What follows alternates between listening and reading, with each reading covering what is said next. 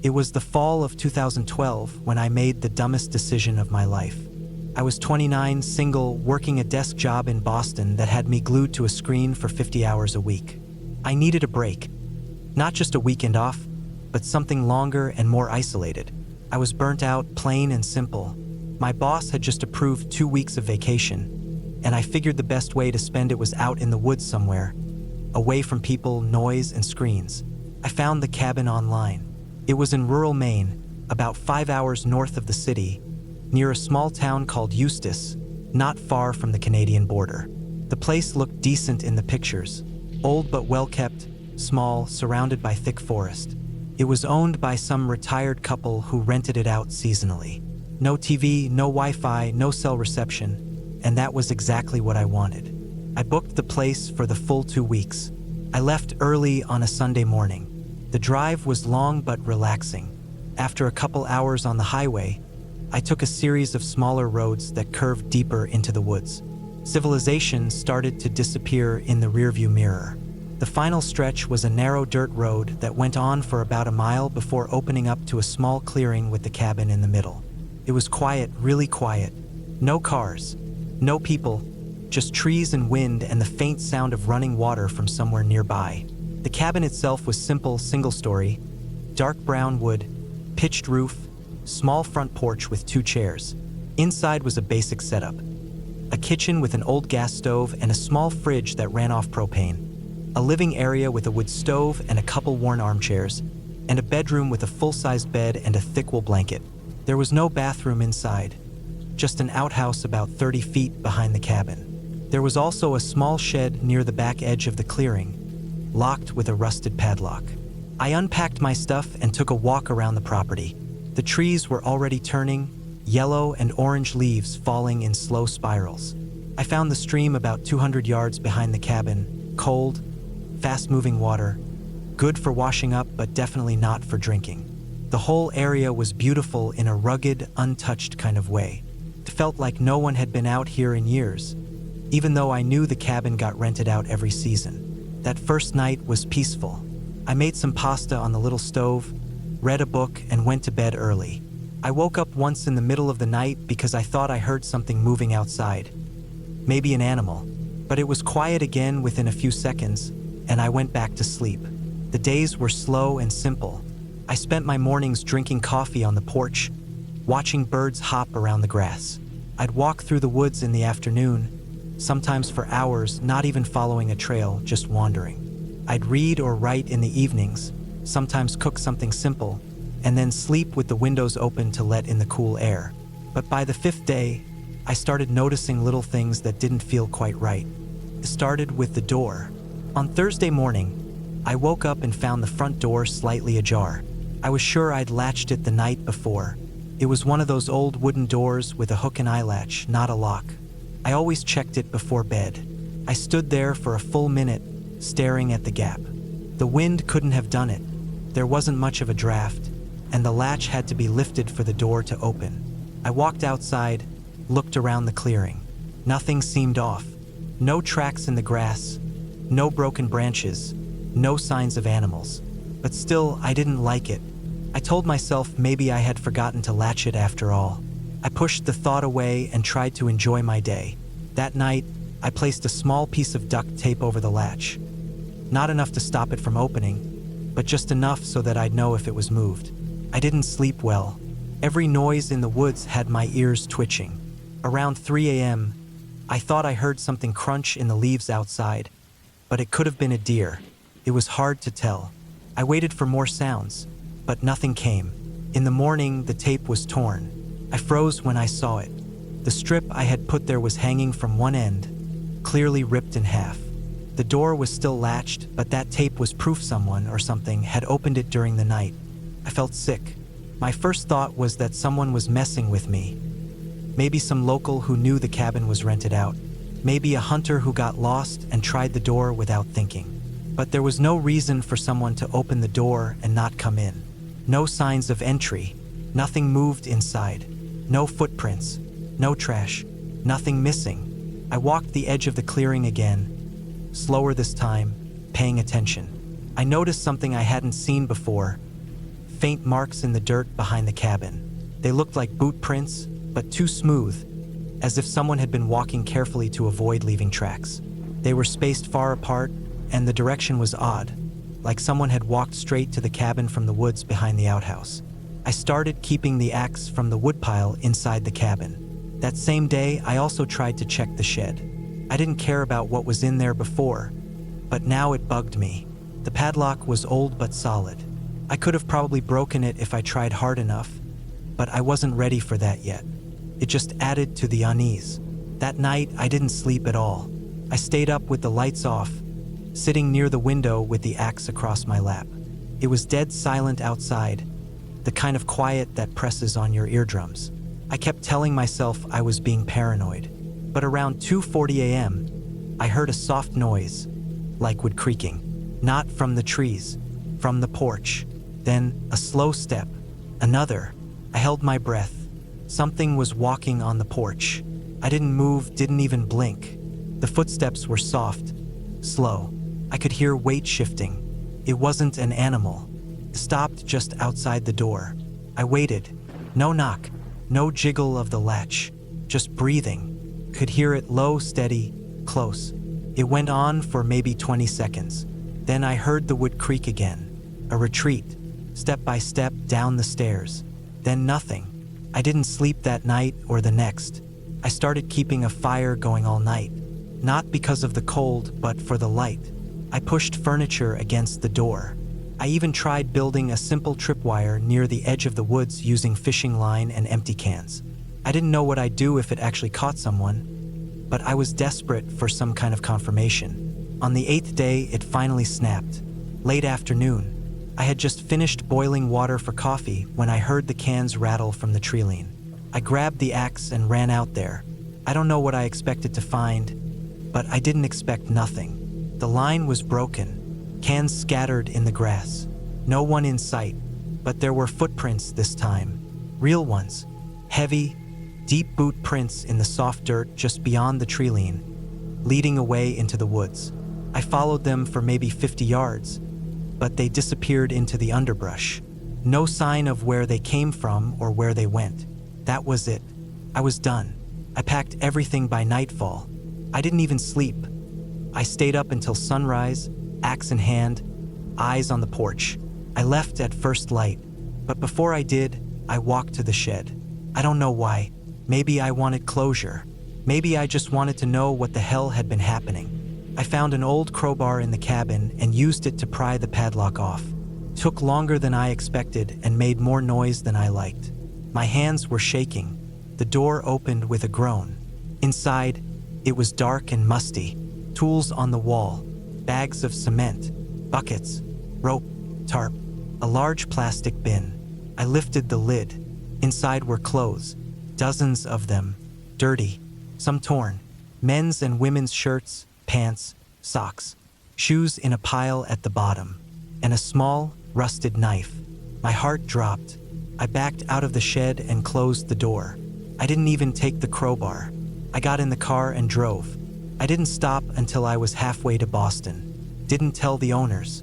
Didn't tell the police. I didn't want to be a part of it. It took weeks before I stopped jumping at every noise outside my apartment. I kept thinking about the footsteps, the breathing, the torn tape, the bin full of clothes. I looked up news stories, missing persons reports. Nothing obvious, nothing recent, but I know what I saw. I don't know if the owners were involved or if someone else had been using the shed. I don't know if they ever caught whoever it was, but I never went back to Maine, and I never stayed in a cabin alone again. Whatever was out there in those woods wasn't some ghost or legend. It was real, it was human, and it knew I was alone.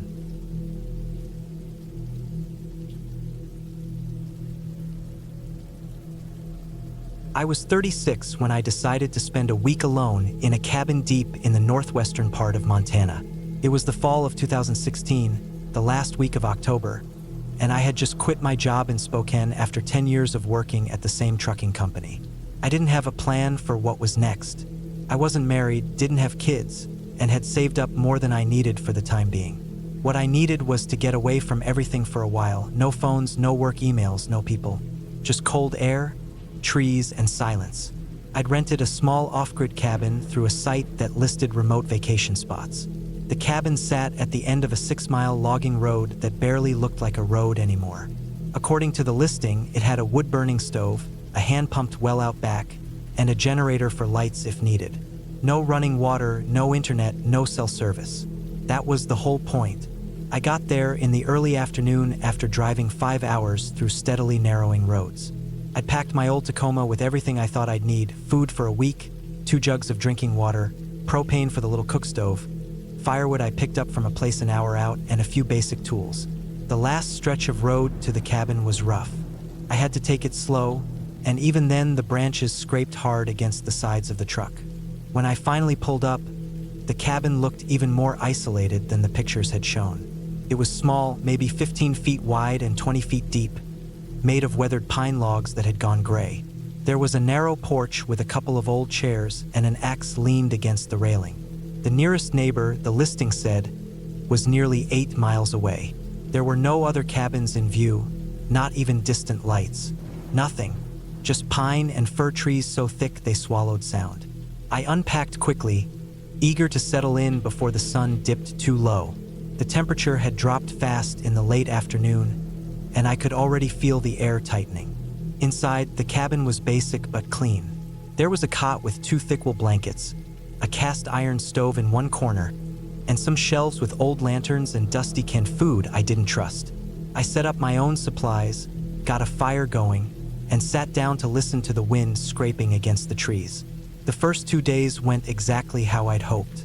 I hiked out along an old game trail I found behind the cabin and followed it for hours, just walking until I was too tired to go farther. I didn't see a single person or structure the entire time.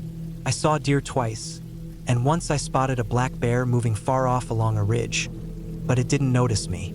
At night, I cooked rice and beans or canned stew on the little stove, read a paperback I'd brought, and went to bed early. On the 3rd day, things started to feel off. That morning, I walked a new trail I'd spotted branching off east from the clearing behind the cabin. I followed it a few miles in, weaving through dense trees, mostly pines and spruces. It was cold, maybe 40 degrees, and the clouds were heavy, but there was no rain. After about 3 miles, I found a stretch where the trees had burned. A forest fire must have come through here years ago. The trees were just black poles sticking out of the ground. No leaves, no branches, no underbrush. The trail cut through this dead zone and kept going, though it looked less traveled the farther I went. That's when I saw the boot print. It was about 20 feet off the trail, pressed into the soft black dirt between 2 scorched logs. It was fresh. Not hours fresh, but definitely from the last day or so. I only noticed it because I stepped over a log and nearly put my foot right in it. It was a heavy tread, maybe from a work boot or hiking boot. The size looked close to mine. There were no prints leading to it or away from it. Just that one, like someone had stepped there and disappeared, put a strange feeling in my gut. Not fear exactly, more like something tightening in the background. Pressure. I stood there a while, scanning the trees around me. Nothing moved. No sounds, no birds. The whole burned-out area was silent. Dead. I turned around and went back. I didn't sleep well that night. I thought I heard something outside the cabin just before midnight. Not an animal, something slower, more deliberate. A sound like shuffling steps on gravel. When I finally got the nerve to peek out through the small window, I didn't see anything. But I still kept the hatchet by my bed after that. The next morning, I found something that hadn't been there before. Near the pump out back, someone had left a strip of bright orange surveyor's tape tied to a small pine. The kind of tape they used to mark trails or boundaries. It hadn't been there the day before. I was sure of it. It looked clean, new, not like it had been flapping in the weather. I cut it down with my pocket knife and stuffed it in the wood stove. Now, I was starting to feel watched. I stopped hiking and stayed closer to the cabin that day, chopping wood and checking around the clearing more than I needed to. Every so often I'd stop and just listen. No birds, no wind, like everything was waiting for something. By nightfall, I was feeling on edge. I set up my lanterns inside the cabin and locked the door, even though it barely counted as a lock. The wind picked up just after dark, and the creaking of the trees made it hard to rest. Around 1 a.m., I woke to a sharp thud against the side of the cabin. Not a branch falling. It sounded like someone hit the wall with an open hand. I didn't sleep the rest of the night. By morning, I decided I wasn't staying the full week. Something was wrong out here. I didn't want to run into whoever left that boot print or that tape. I packed up slowly. The wind had died, and everything felt still again, but it wasn't a peaceful still. I kept checking the tree line. I had the truck loaded by 11 a.m., but when I got in and turned the key, the engine didn't even try to turn over. Just a click. Battery was dead. I checked under the hood and found the terminals looked loose, like someone had messed with them. I tightened them back down, tried again. Nothing. That's when I knew I wasn't alone out there. I had no cell signal, no satellite GPS. The only option was to walk out. 6 miles to the main road, maybe more if I took a wrong turn. I dressed warm, packed water and a few snacks, and carried my hatchet. I locked the cabin, not that it mattered, and started walking. I kept to the logging road at first, but about a mile in, I found more orange tape. 3 strips, tied about eye level, each one maybe 100 feet apart, like they were marking my path out. I turned off the road and cut into the forest. I figured I could make a wider circle and reconnect with the road later. But the forest was thick, and after 2 hours, I wasn't sure where I was. I kept walking east, using the sun, but the ground got harder to navigate. Rocks, fallen logs, muddy patches. Then I heard something behind me, not an animal. Footsteps. They weren't close, maybe 50 yards back, but they weren't hiding either. Crunching leaves, breaking twigs. Someone walking where I had walked, taking their time. I crouched behind a thick stump and waited. The sounds kept coming, then stopped. I didn't look. I just got up and moved. For the next hour, I kept moving in short bursts, listening after every 100 steps. The forest seemed deeper, darker. I was moving slower now, tired, but I didn't dare stop. The sound of steps would fade, then come back, always about the same distance behind. Eventually, I found the road again, but not the same stretch I had walked in on. This part looked older, more overgrown, but it ran downhill and I figured it had to lead somewhere. After another half mile, I spotted the cabin, but it wasn't mine. This one was older, rotting, the roof half caved in. There were no tire tracks, no sign anyone had been there in years. I didn't go inside. I kept going. By sunset, I hadn't found the main road. I hadn't seen the old cabin again either. I made a fire that night, just a small one, far off the road in a little hollow. I didn't sleep. I sat with my back to a tree and waited for morning. I didn't hear the footsteps again, but I never stopped feeling watched. In the morning, I started walking again. My legs hurt. My feet were blistered. I followed the road for hours until it narrowed to nothing, then picked up another trail. Around noon, I heard an engine. I climbed a ridge and saw a truck moving slowly down a Forest Service road below. I ran. The guy driving was a state contractor checking fire conditions. He gave me water, called in my situation, and drove me to a ranger station 40 minutes away. I didn't report anything specific, just said my truck broke down and I got lost trying to walk out. I didn't mention the tape, the boot print, the footsteps. When I came back with a tow truck the next day, my Tacoma started up on the first try. There was a fresh strip of orange tape tied to the mirror. I haven't gone back since. I don't go into deep woods anymore, not alone. I moved south, closer to the city.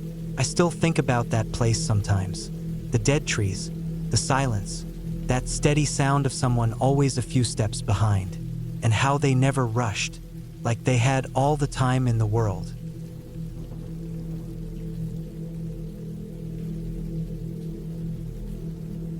It was October of 2012 when I took a trip up north to a small cabin in the Upper Peninsula of Michigan. I had just turned 31 that summer, and my job as a freelance graphic designer had finally reached a point where I could take time away without worrying too much about falling behind. My girlfriend and I had broken up the previous spring, and though it had been several months, it still felt recent. I needed a break from everything, from work, from people, from noise. The cabin belonged to a guy I knew from college named Vince. He'd inherited it from an uncle who passed away a few years back. Vince barely used it, but kept it in working shape. He told me it was perfect for a quiet week away, totally off-grid, no cell signal, no internet, no power lines. Just a solar setup for a few lights, a propane tank for heating and cooking, and a water pump out back. Secluded, surrounded by dense woods, 2 miles from the nearest dirt road. That sounded perfect to me.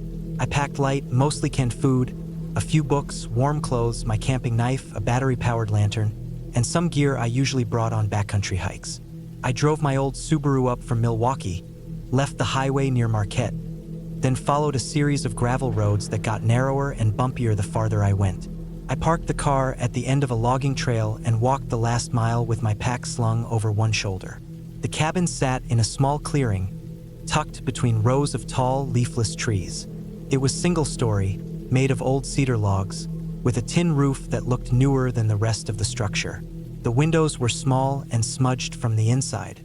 There was a fire pit in front, a couple of folding chairs leaning against the wall, and a small shed about 20 yards off to the right. No tire tracks, no footprints, just dry leaves everywhere. It was cold enough to see my breath that evening. I unlocked the place with the key Vince had mailed me and stepped inside. The air smelled stale, like old wood and dust, but it didn't feel abandoned. I lit the lantern and looked around. There was one main room with a cot, a table, and 2 chairs. A small wood stove sat in the corner. Shelves lined one wall, holding matches, candles, canned beans, a few cracked mugs, and an old metal coffee pot.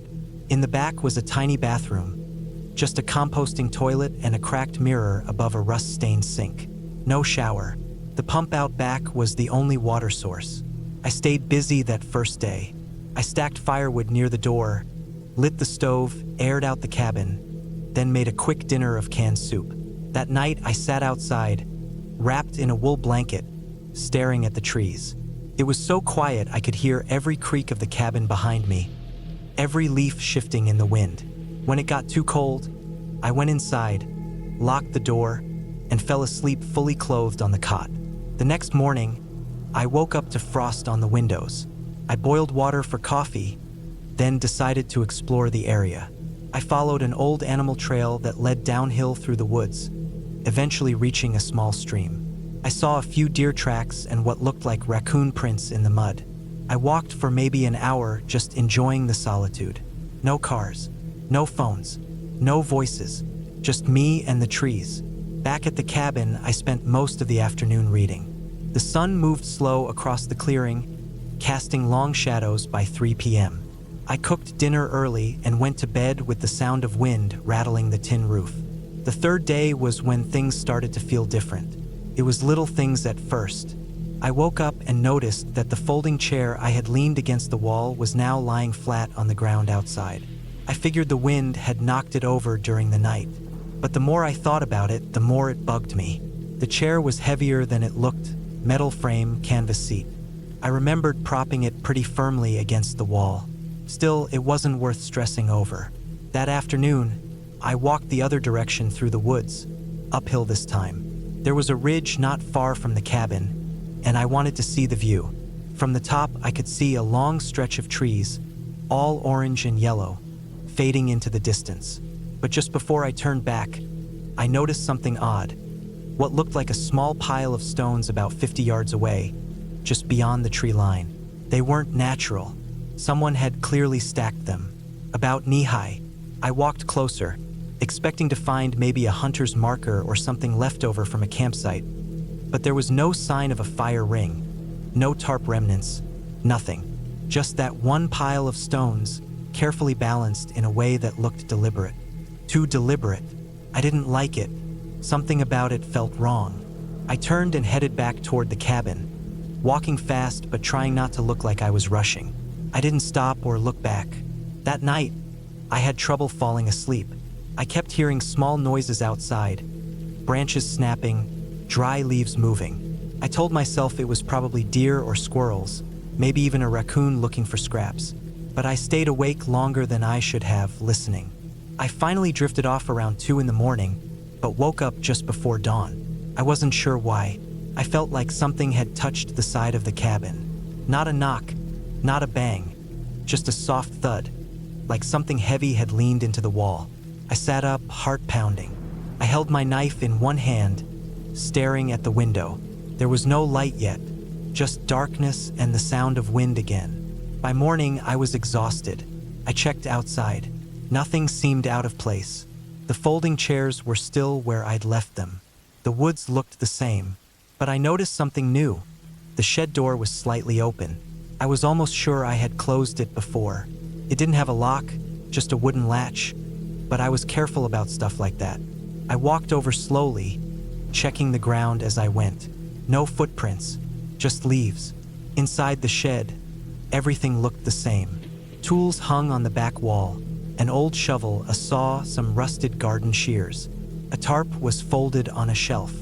Nothing missing, nothing new, but something smelled different. Not bad, just damp like wet rope or old leaves. I shut the door, secured the latch, and went back inside. I told myself I was being paranoid. Maybe I hadn't latched it fully. Maybe the wind had pushed it open. But that didn't explain the smell. By the 5th day, I couldn't relax anymore. I was tired, on edge, and starting to jump at every noise. I found a second pile of stones about 50 feet from the back of the cabin, behind a row of trees. Smaller than the first, but arranged the same way. It hadn't been there before. I was sure of that. I circled the area, looking for prints. Nothing clear, just broken twigs, scattered leaves. I spent the rest of the day inside, curtains drawn. That night, I didn't sleep at all. I lay on the cot with my knife in hand, lantern off, trying to slow my breathing. Around 2 in the morning, I heard movement outside again. Not animals, footsteps, slow, careful steps like someone trying not to be heard. Then I heard a whisper of fabric, like a coat brushing against wood. The sound came from the back wall. I didn't move. I didn't look out the window. I just waited. The sound eventually faded. Maybe 10 minutes later. I don't know how I stayed still that long. When daylight came, I opened the back door and scanned the area. Nothing obvious. But 20 feet from the cabin, beneath a pine tree, I saw a shape, small and square, half covered in leaves. I walked over and picked it up. It was a disposable camera, the kind people used in the 90s, scratched and dirty with a cracked plastic shell. I turned it over in my hand. No name, no writing. The film inside felt intact. I brought it back inside and set it on the table. I didn't go outside again that day. I didn't eat. I sat in the chair with my knife and lantern, staring at the window. Every few minutes, I checked the clock. I watched the light fade, watched the shadows stretch across the room. Just after midnight, it started again. This time, I heard breathing. Soft, shallow, just outside the wall near the stove. Then a low creak, like someone pressing their weight against the cabin. Not enough to break anything, just enough to let me know they were there. I stayed frozen until morning. When the sun finally rose, I grabbed my pack and stuffed it with what I could carry. I didn't care about the food or clothes. I just wanted out. I left the camera. I left the chair tipped over, the fire cold. I didn't lock the door behind me.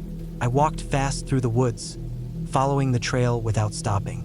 I made it back to the car around noon. Drove the first 30 miles without taking a breath. Back in Milwaukee, I dropped the camera at a pharmacy that still developed film. Took 3 days. When I picked up the photos, most were blank. But 3 had images. One showed the back of the cabin, taken from the treeline. Another showed me, standing on the ridge near the stone pile. I don't know when that one was taken. The third photo was of the inside of the cabin, taken through the window. I was asleep on the cot, knife beside me, lantern off. That was the last time I went anywhere alone. I changed my number, moved to a different.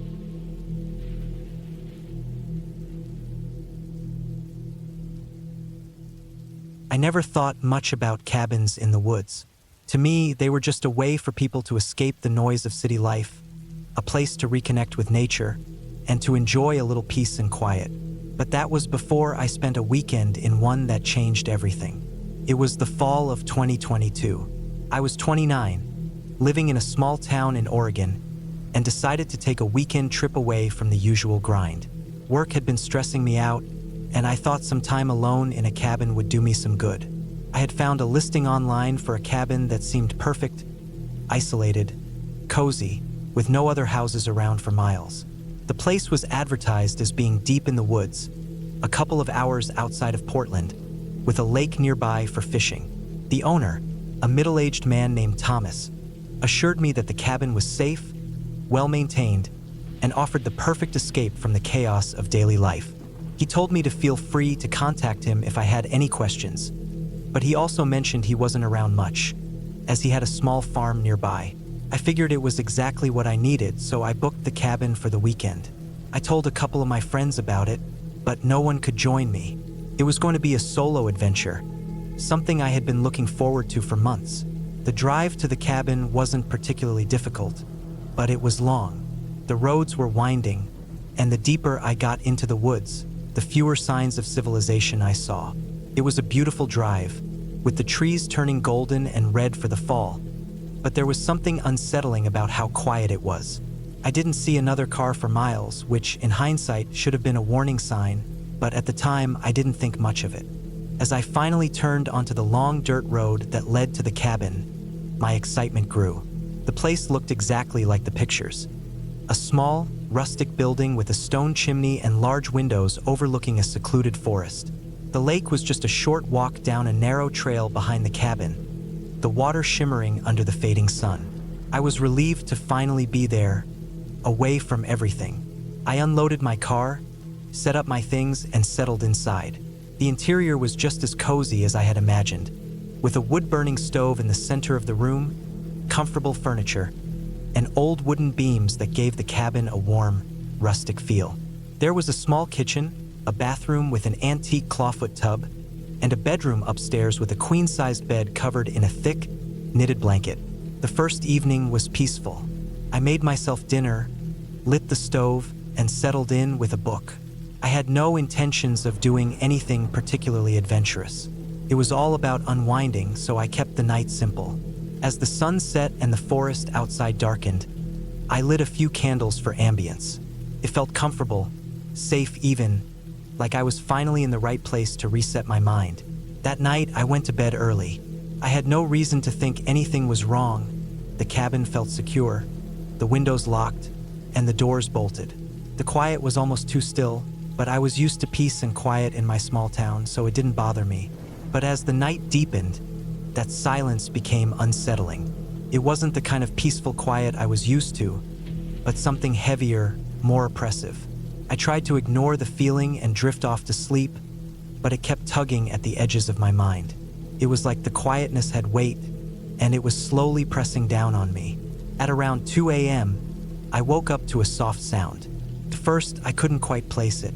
It was distant, like something scraping against wood or metal. I brushed it off as the wind or an animal outside, but after a few minutes, I realized that it was getting closer. It wasn't the wind. It was too deliberate, too rhythmic. I grabbed my phone from the nightstand and checked the time. It was exactly 2:13 a.m. The noise continued, slow and steady, and now I could hear it coming from below, from the main floor of the cabin. My heart started to race. It wasn't an animal. The sound was too heavy, too human, and it was moving around like someone was inside the cabin. I held my breath, listening, trying to figure out what to do. The rational part of me told me it was just my imagination running wild, but deep down, I knew something wasn't right. I grabbed the flashlight from my bag and crept down the stairs, trying to make as little noise as possible. The cabin was so still that every creak of the wooden floorboards seemed amplified. As I reached the bottom of the stairs, I could see a shadow moving near the window. Someone was outside, walking slowly in the dark. I froze, unsure of what to do next. Should I call the police? But then I remembered that there was no signal out here. The nearest town was miles away, and it would take forever for anyone to reach me. I tried to get a better look through the window, but the shadow was gone. My breath caught in my throat as I wondered if I had imagined it. Maybe it was just an animal, a bear, or something bigger. Still, the unease didn't leave me. I stayed up for the rest of the night, watching the window and listening for any further noises. By dawn, I felt exhausted, but I didn't want to go back to sleep. I needed to check the perimeter of the cabin. I had to know if someone had been out there, and if so, what they wanted. The morning light helped ease my nerves a bit, though I remained on edge. I grabbed a jacket and stepped outside to inspect the area. The ground around the cabin was covered in fallen leaves and twigs, but there were no tracks, no signs that anyone had been there. Still, I couldn't shake the feeling that something wasn't right. I spent the next few hours walking around the property, looking for anything out of place, but found nothing. I was about to head back inside when I noticed something odd by the tree line. A small piece of cloth, torn and fluttering in the wind. I approached cautiously, my heart pounding in my chest. It looked like a piece of a shirt or maybe a jacket, and it was caught on a low branch. I took it down carefully, examining it. It was dark green, worn, and had the faint smell of mildew. It didn't look like anything that would belong to a local hiker, and it definitely didn't match any of my clothes. I turned back to the cabin, a feeling of dread crawling over me. It was time to leave. I didn't know who had been out here or what they wanted, but I knew that the longer I stayed, the more dangerous it could become. I grabbed my things, packed my car, and got ready to go. As I was about to drive off, I glanced back at the cabin one last time. The windows were dark, the door shut tight, but in the silence of the woods, I could still hear it, that faint scraping noise from the night before, now faint but unmistakable, like something was still inside. I didn't look back after that. I drove straight to the nearest town, stopping only for gas.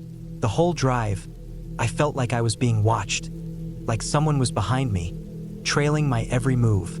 I didn't stop again until I was safely back home, where I locked all the doors, turned on every light, and made sure every window was sealed tight. I never went back to that cabin.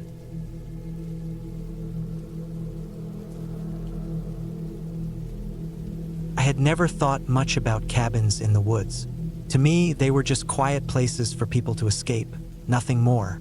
That is, until I found myself in a situation that would forever change my perspective. It all started when my best friend, Lacey, suggested we go away for a weekend. Just the two of us. No boyfriends, no distractions. Just some time to unwind and disconnect from everything. I was hesitant at first. It wasn't that I didn't want to spend time with her, but the idea of being isolated in a remote cabin for 2 days didn't sit well with me. Lacey, however, was persistent. She had already found a place online, an old cabin by a small, quiet lake in Bear Creek, Oregon. The pictures showed a cozy little building with wood siding, a small porch with rocking chairs, and a fire pit outside, the kind of place you'd imagine on a postcard. There was a calm serenity to it all, so I agreed. We set out on Friday morning. The drive was peaceful. Rolling hills, forests, and the occasional small town. We joked about the peace and quiet, about how nothing could possibly go wrong in a place like this. When we arrived, the sun was beginning to set. The cabin was even more beautiful than the pictures.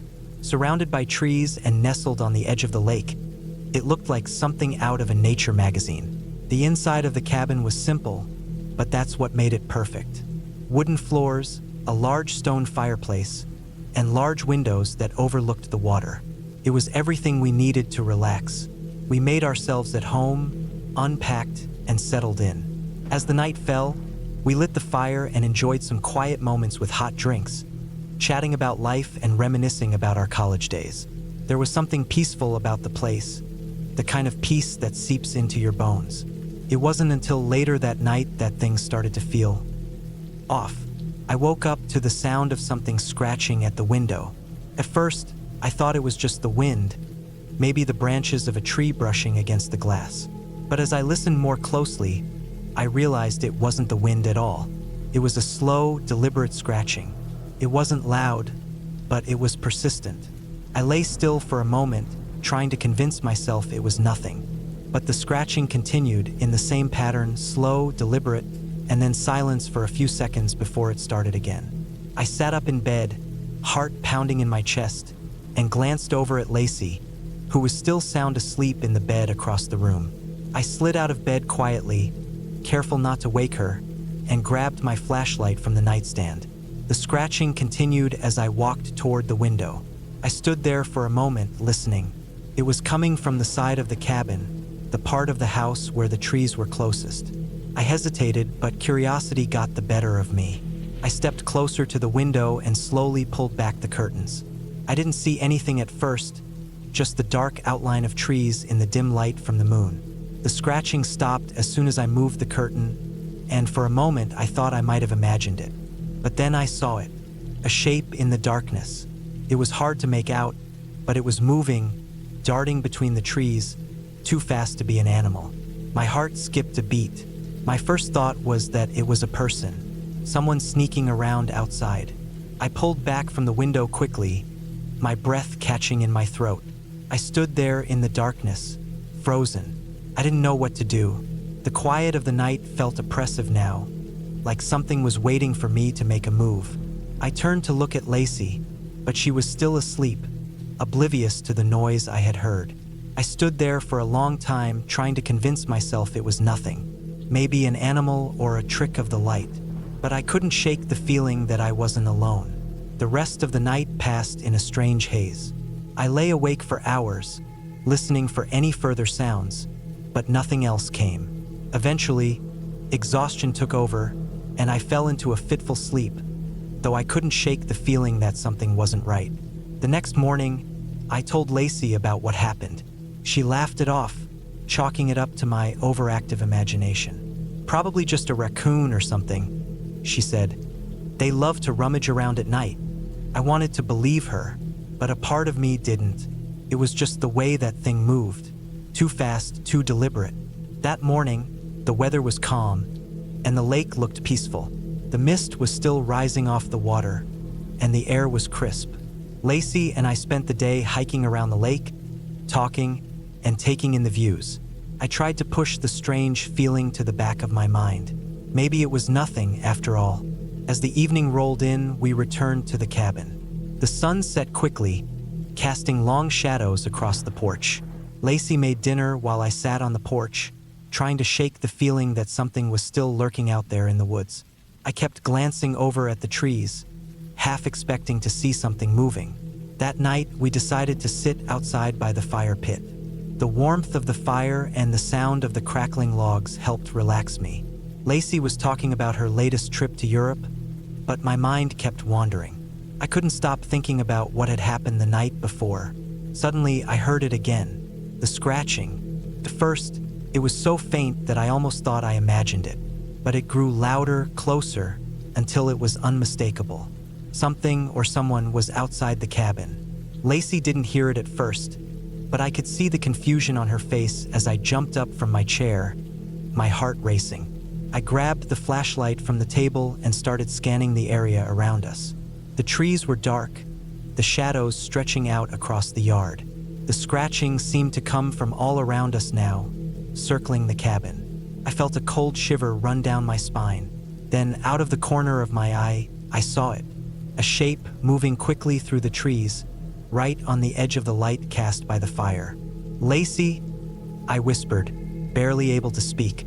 "Do you see that?"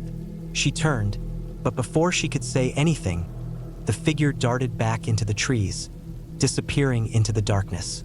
That's when I knew something was very wrong. Lacey got up then, still unsure of what was going on. "Maybe it's a hunter," she said, though her voice wavered. "I'll bet it's someone out there just messing with us." I wanted to believe that, but the doubt in my chest gnawed at me. We weren't that far from town, but it felt like we were in the middle of nowhere. And no hunter I knew would be out there at this hour, in the dark, with no sound of footsteps or anything that made sense.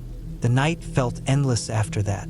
The scratching continued, and every time we would hear it, it felt like it was getting closer. I checked all the windows, but I didn't dare go outside. My flashlight beam shook as I scanned the yard, the trees, the dark expanse of the water beyond the cabin. The worst part wasn't the sounds themselves. It was the feeling, the unmistakable sense that we weren't alone. Something was watching us, waiting. By the time we decided to go to bed, we were both on edge. The fire had burned down to embers, and the cabin felt colder than before. I stayed awake, staring at the ceiling, trying not to think about what I had seen. It wasn't until hours later that I heard the noise again. This time, it wasn't just scratching. It was a thud, followed by another, and then a series of fast-paced footsteps around the side of the cabin. Something was moving outside, and it was moving quickly. I couldn't take it anymore. I grabbed my phone, turned on the flashlight, and ran to the door, waking Lacey. She was groggy, confused, but we didn't have time to explain. I shoved her toward the car. We had to leave. I didn't care about anything else. The lake, the cabin, the weekend trip. None of it mattered anymore. We needed to get out. We didn't even bother locking the door. I turned the key in the ignition, and we sped down the narrow road back toward the main highway, the cabin disappearing in the rearview mirror. I didn't stop until we reached the first small town, nearly an hour away. The sounds stopped the moment we left, but I couldn't shake the feeling that something was still out there, following us. As we drove, Lacey turned to me, her face pale. "What do you think it was?" I had no answer, but I knew one thing. I never wanted to go back there again.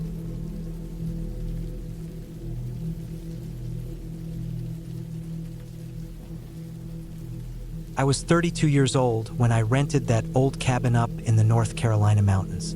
It was September 2017, the start of that shift between summer and fall when the leaves begin to change and the air starts to feel a little sharper in the mornings. I had been working on a writing project, some nonfiction book about regional folklore, and I thought a few weeks away from town would help me focus and get it done.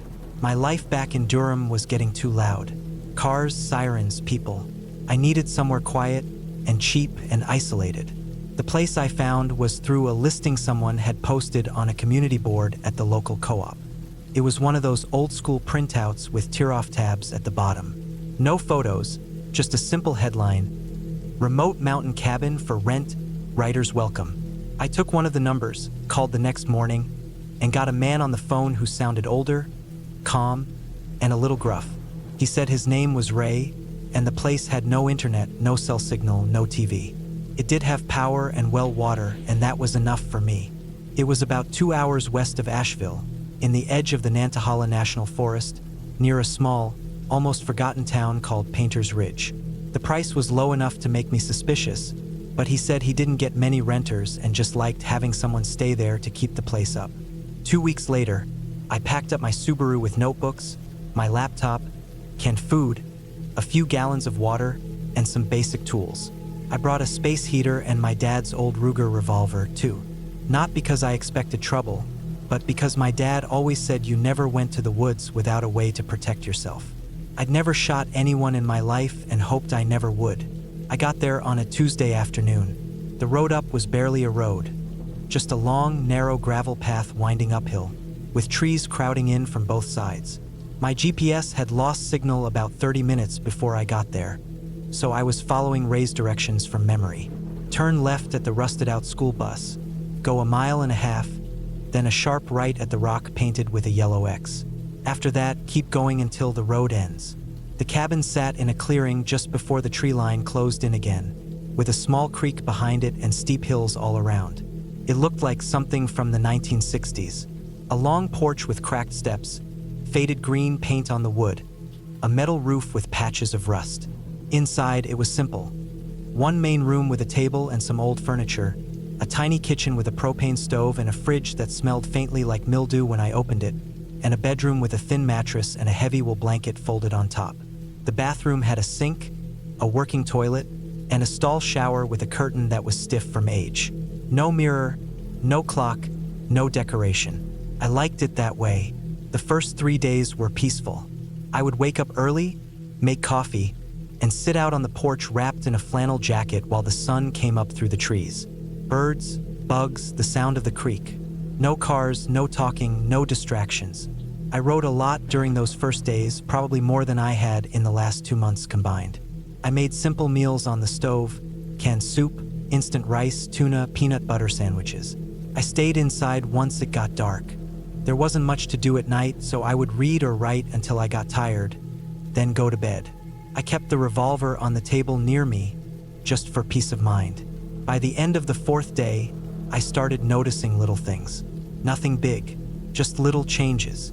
Like the first time I saw the scratch on the inside of the back door. It was long and deep, maybe 2 feet high off the ground, like something had dragged sharp claws or a blade across it. I hadn't noticed it when I moved in. I told myself I must have missed it, or maybe it had been there and I just hadn't looked closely. But still, I stared at it longer than I needed to, my hand resting lightly on the old revolver in its worn leather holster. That night, I slept with the door to the bedroom closed and wedged a chair against the handle, even though I knew it wouldn't do much. The forest outside was pitch black, the kind of black you only get far from cities, where your eyes never quite adjust. The next morning, I noticed footprints in the soft dirt near the porch. Not boot prints, bare feet, adult-sized. They were clear enough to make out the toes and the heel, and they were facing toward the front steps. I stood there staring at them for a long time. Then I followed them. They came from the woods behind the cabin, crossed near the side of the house, and then ended by the porch. No prints going back, just coming in. I tried to stay calm, told myself maybe I'd walked around barefoot and didn't remember, but I never went barefoot outside. I always wore hiking boots or thick socks, especially with how rocky and cold the ground was. That day, I wrote less. I kept looking out the windows, listening. Every creak of the old wood made me tense. I checked the locks twice, made sure the revolver was loaded. That night, I left the lamp on. The following morning, I found something even stranger. The small bundle of sticks, tied together with twine, and left on the porch railing. It wasn't big, just 3 sticks, bound tightly in a triangle shape. But it hadn't been there the day before. I was sure of that. I hadn't left it, and it hadn't blown in on the wind. It had been placed. Deliberately, I stood there, staring at it, holding a cup of instant coffee that had gone cold in my hand. I didn't touch it. I just left it there and went back inside. The sense of calm that I had when I first arrived was gone, replaced by something else, a kind of alertness that made it hard to think straight. Every hour felt like something might happen. I kept hearing little sounds outside, twigs snapping, something brushing against the side of the cabin, a soft thud near the back wall that made the floor vibrate just a little. I walked the property in the afternoon, took the revolver with me and checked for signs of animals or people. Found nothing. No more footprints. No fresh tracks. No wrappers or beer cans or signs that someone was camping nearby. Just quiet woods and shadows. That night, I barely slept. I kept the lamp on again, kept the revolver beside me. Every little creak made my body go tense. Around 3 a.m., I heard the sound of something tapping the window. It was light, just one tap, then a pause, then another. I didn't move for what felt like 5 minutes, just stared at the ceiling, holding my breath. The tapping didn't stop, kept coming, slow and deliberate, like someone using a fingernail. I finally got out of bed and walked to the window, moving slow. The tapping stopped the moment I stepped closer. I stood to the side of the curtain, then jerked it back. Nothing there. No face, no animal. Just black woods and the faint reflection of the room behind me. I didn't sleep the rest of that night. The next day, I packed up most of my stuff. I left out just what I needed, some food, my clothes, and the revolver. I planned to leave in the morning. I told myself it was just a hunter or some kid messing around, but it didn't feel like that. It felt more personal and quiet, too quiet. Just before sunset, I heard something again. Not on the porch this time, but up on the hill behind the cabin. A soft crack, then the sound of something rolling downhill, like a loose rock or a branch. I went outside with the revolver, walked a little past the edge of the trees, and looked up the hill. I couldn't see anything at first, just shadows and brush. Then I saw movement, person, just for a second, standing still about 20 yards up the slope, half behind a tree, then gone. They stepped back or ducked or something. I called out even though I didn't want to. No answer, no movement, just silence. I backed away, walked back to the cabin slow, keeping the revolver pointed down but ready. I locked the door behind me and moved a heavy chair in front of it. I sat up the rest of the night in the kitchen watching the windows. I didn't sleep at all. At sunrise, I loaded the rest of my stuff in the car and started the engine. I hadn't seen any more footprints or bundles or heard any tapping, but I didn't care. I just wanted to be gone. The gravel road back down the mountain felt longer than I remembered. My hands were tight on the wheel the whole way, and I kept checking the mirror. I didn't see anyone behind me. I stopped at a diner once I got close to Asheville. I was hungry and tired and wanted to be around people. I ordered eggs and toast and coffee and sat near the window. I kept looking at the reflection in the glass, expecting something to be behind me. When I got back home, I tried to forget it. I told people the cabin had been too remote, that I didn't like the isolation. I didn't tell them about the sticks or the tapping or the footprints. I didn't want them to think I was losing it. A week later, I got a call from a blocked number. I didn't answer. No voicemail.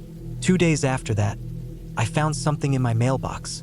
A small bundle of sticks, tied in the same triangle shape, wrapped in a paper towel. I moved 2 weeks later, changed my number, never went back to the mountains. I still don't know who was out there or what they wanted, but it wasn't random, and it wasn't a prank. Felt like someone had picked me, followed me, watched me, and even now, 8 years later, I still check.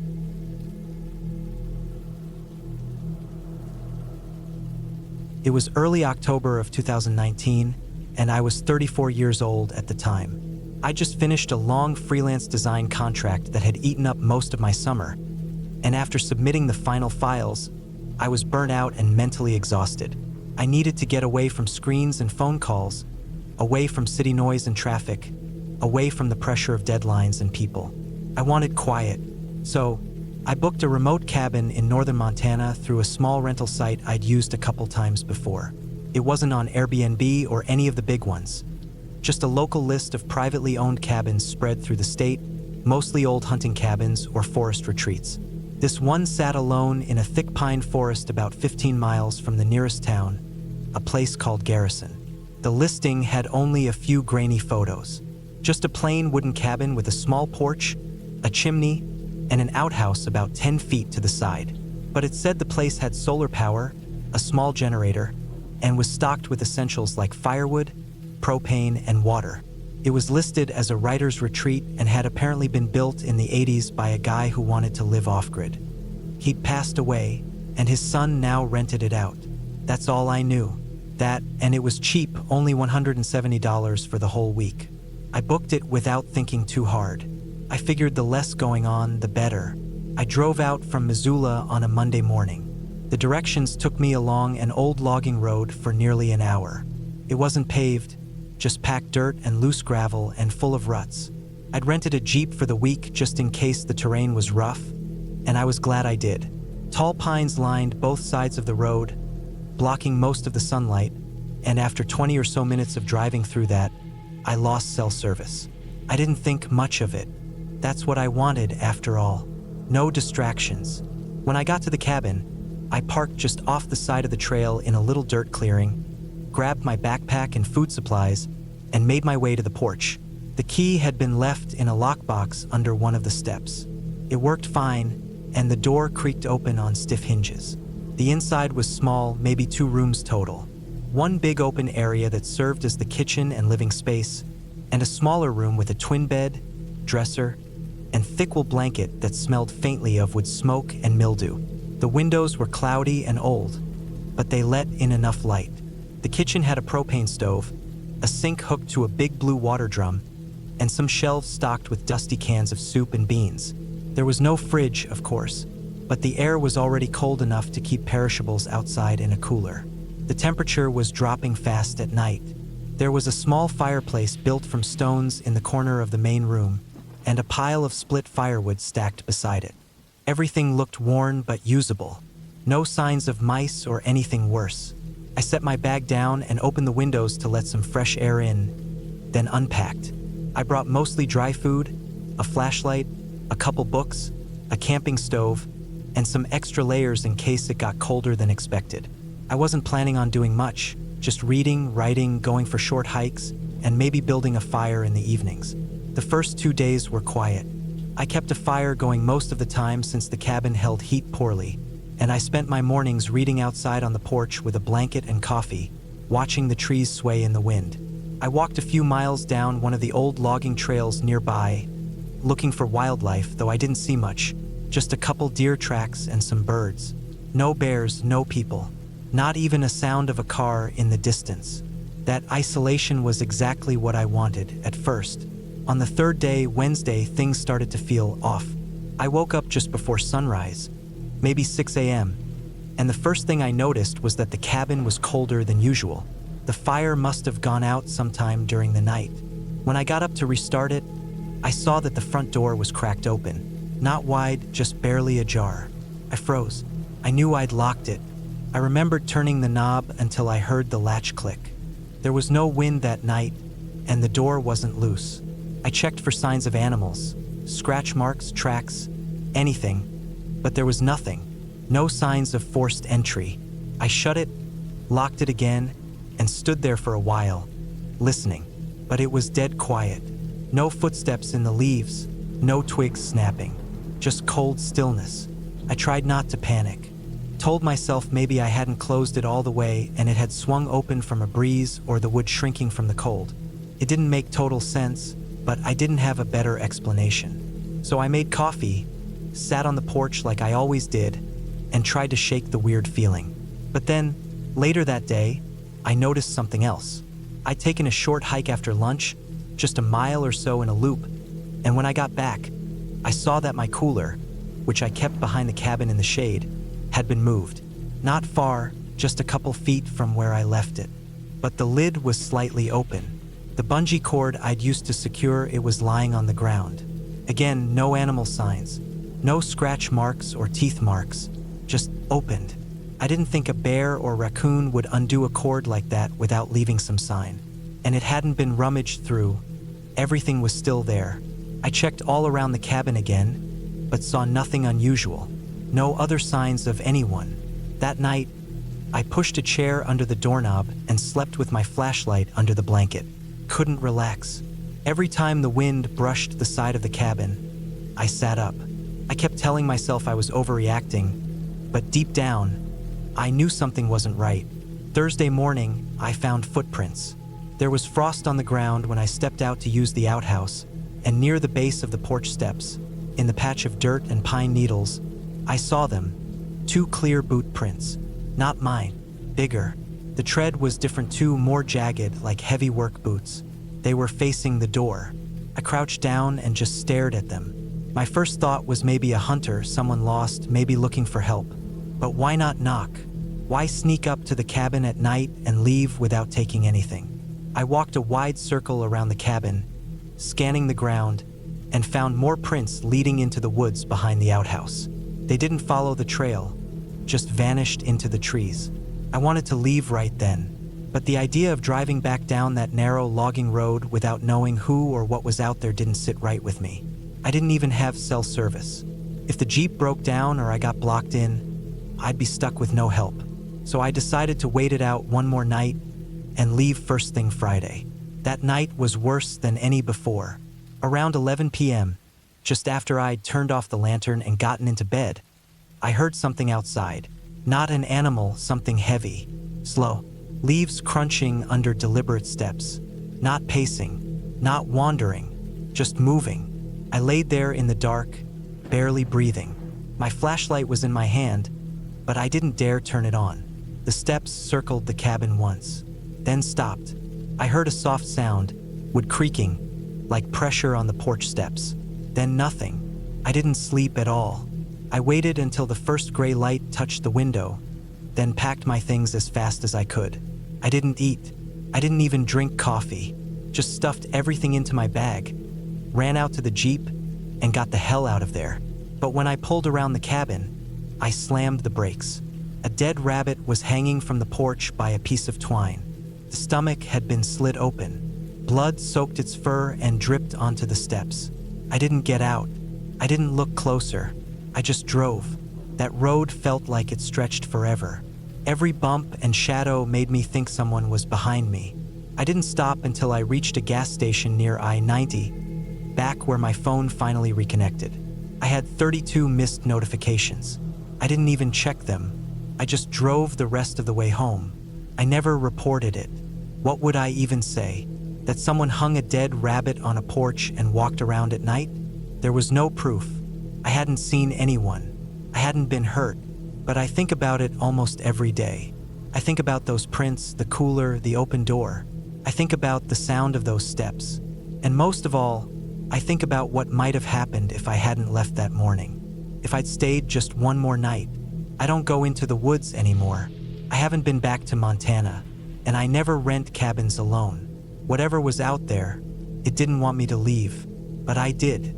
And I think that's the only reason I'm still here to tell this story.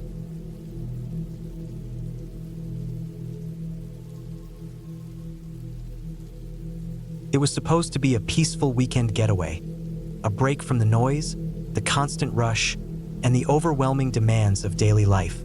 I needed it. My mind had been buzzing nonstop, and the idea of spending a weekend in a small, secluded cabin surrounded by dense woods in rural Indiana sounded like exactly what I needed. It was the fall of 2023, and I was 34 years old, a mother of two with a busy job and a life that never slowed down. This trip was meant to recharge my batteries, to clear my head. We found the cabin online. It was rustic, small, tucked away in the thick forest near the edge of a national park, surrounded by trees that were just beginning to change color. The photos online made it look charming. Wooden beams, a stone fireplace, big windows that let in a lot of natural light. It seemed perfect. My husband, Matt, was looking forward to the escape, too. We decided to bring the kids, even though they were both teenagers, 13 and 16. They were both excited about the idea of a weekend in the woods, even if they wouldn't admit it. The drive to the cabin took longer than expected. The road started to narrow as we left the main highway and turned onto smaller, more winding lanes. The trees grew thicker around us, and the sky turned darker as the sun set. Matt kept making jokes about how we were getting deeper into the middle of nowhere, but it wasn't funny anymore. I started to feel it, the first inkling of discomfort, like the air itself was thickening, heavy in a way I couldn't quite describe. As we finally pulled onto the long dirt driveway, the cabin came into view. It was just as the photos had shown, maybe even a little more charming in person.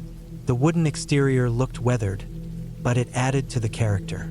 The large front porch was lined with rocking chairs, and a small fire pit was off to the side. It had an old-school charm that made me feel like I was stepping back in time to a simpler way of living. We unpacked the car, and I was eager to explore, despite that unsettling feeling that had started to creep in. The kids went straight for the upstairs loft, claiming the best spot for themselves. Matt and I took the downstairs bedroom. It was cozy, with a big, comfortable bed and a fireplace that looked like it had been used frequently. That first night was peaceful. The wind howled outside, but we were snug inside, listening to the crackling of the fire. Matt and I chatted about nothing important, and the kids did their thing, retreating to the loft with their phones and books. I tried to relax, to fully enjoy the stillness of it all, but I couldn't shake the strange feeling in my chest, the one that told me something was off. It wasn't anything concrete. It wasn't a noise or a movement that caught my eye. It was just an overwhelming sense of being watched, of being somewhere I shouldn't be. But I told myself it was just the isolation, the quiet that was throwing me off. The second day, I woke up early. The sun was barely up, and I decided to take a walk through the woods. I left a note for Matt, telling him I'd be back soon, and grabbed my jacket. The morning air was crisp, and the forest was still and quiet. I walked along a narrow trail, the leaves crunching under my boots. The deeper I went, the more isolated I felt. It was peaceful, but there was something strange about the silence. It was too quiet, almost unnaturally still. No birds, no rustling of animals, nothing. It made me uneasy, but I pressed on, trying to shake it off. I was about a mile from the cabin when I saw something that made me stop dead in my tracks. A small, abandoned shack stood ahead, hidden by a thick cluster of trees. It looked like it hadn't been touched in years. Its walls were overgrown with ivy, the roof sagging, and the door hung slightly ajar. There was no reason for it to be there, no indication that anyone had ever lived there. It seemed out of place. I was curious, of course, but there was an instinct in me that told me to turn around and leave. But curiosity won out, and I walked closer. I approached the door, but before I could push it open, I heard something. a soft, low noise like a muffled rustling. It sounded like it came from inside the shack. I froze, my heart pounding in my chest. For a moment, I couldn't move. I told myself it was just an animal, a raccoon or something, but deep down, I knew it wasn't. I turned quickly and left, walking briskly back to the cabin, my thoughts racing. I couldn't explain why, but I felt like I had just uncovered something I wasn't supposed to find. When I got back to the cabin, Matt was sitting on the porch, reading a book. He didn't notice my hurried pace, and I didn't say anything. I wasn't sure what to say. I tried to act normal, but I couldn't stop thinking about that shack and the strange noise I had heard. The rest of the day went by uneventfully, but that night, things started to feel wrong. Matt and I had a few drinks by the fire, and the kids were watching something on the TV. It was well past midnight when I finally went to bed. I was lying there, staring at the ceiling, trying to sleep, but I couldn't shake the feeling that something was out there, in the woods. I tried to push it out of my mind, but then I heard it, footsteps outside the cabin. At first, I thought it was Matt or the kids, but the footsteps were too heavy, too deliberate. They stopped just outside our window. I lay there, holding my breath, listening. The footsteps moved around the cabin, slow and steady. My heart was racing, and every instinct in my body screamed at me to get up, to do something. But I couldn't move. The footsteps continued for what felt like hours, never getting any closer but never fully leaving either. Then suddenly they stopped. I waited for a sound, any sound, but there was nothing, just silence. It felt like the kind of silence that wasn't natural, the kind of silence that presses down on you, making your skin crawl. The next morning, I mentioned it to Matt, but he dismissed it. "You probably just heard an animal," he said. "Maybe a deer or something." But I knew it wasn't. I could feel it in my bones. There was something out there, something that didn't belong. But I didn't push the issue. I wasn't sure what I would even say. The rest of the weekend passed in a blur. We spent more time inside than I would have liked. I didn't venture far from the cabin again, and I tried to ignore the constant feeling of being watched. It wasn't until the morning we were supposed to leave that I decided to check out the shack one more time. Matt was packing up the car, and the kids were nowhere to be found. I told myself I needed to put my mind at ease to find out what was really going on. I made my way back down the trail to the shack. This time, I approached it more cautiously.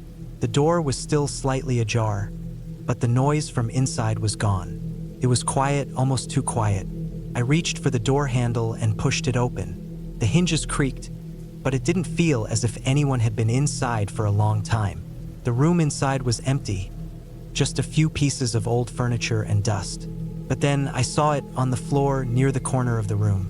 A strange mark, like someone had been kneeling there. I leaned down to get a closer look, and that's when I saw it. Something dark, almost black, smeared into the wood. I backed away quickly. This wasn't right. The whole place felt wrong, and I knew I had to leave. I turned and started walking back to the cabin, my heart pounding again. I didn't stop until I was inside, where I told Matt we needed to go. I didn't want to explain it, but I knew we couldn't stay another night. We left shortly after, and I never looked back. As we drove away, the woods behind us seemed to close in, as if they were hiding something I had almost found. I'll never know what it was, but the feeling, the unease I carried with me, never fully went away. Something was there, something hidden in the woods, and I was lucky to have left when I did. The trip that was supposed to bring peace ended up leaving me with questions that will never have answers. And though the cabin was beautiful, I'm certain I'll never return.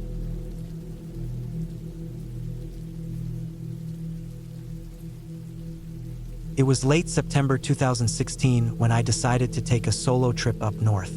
I was 33 at the time, working as a mechanic in Milwaukee, and I had just taken a week off from work because I needed to clear my head. I wasn't going through anything tragic or dramatic. It was just one of those years where the days dragged on and every week felt the same. I was burnt out. No energy.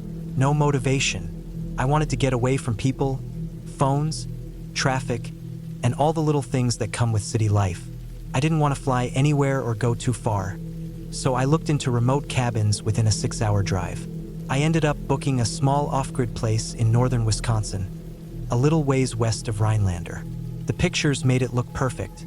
The cabin was tucked deep in the woods, sitting beside a private lake with no other homes in sight.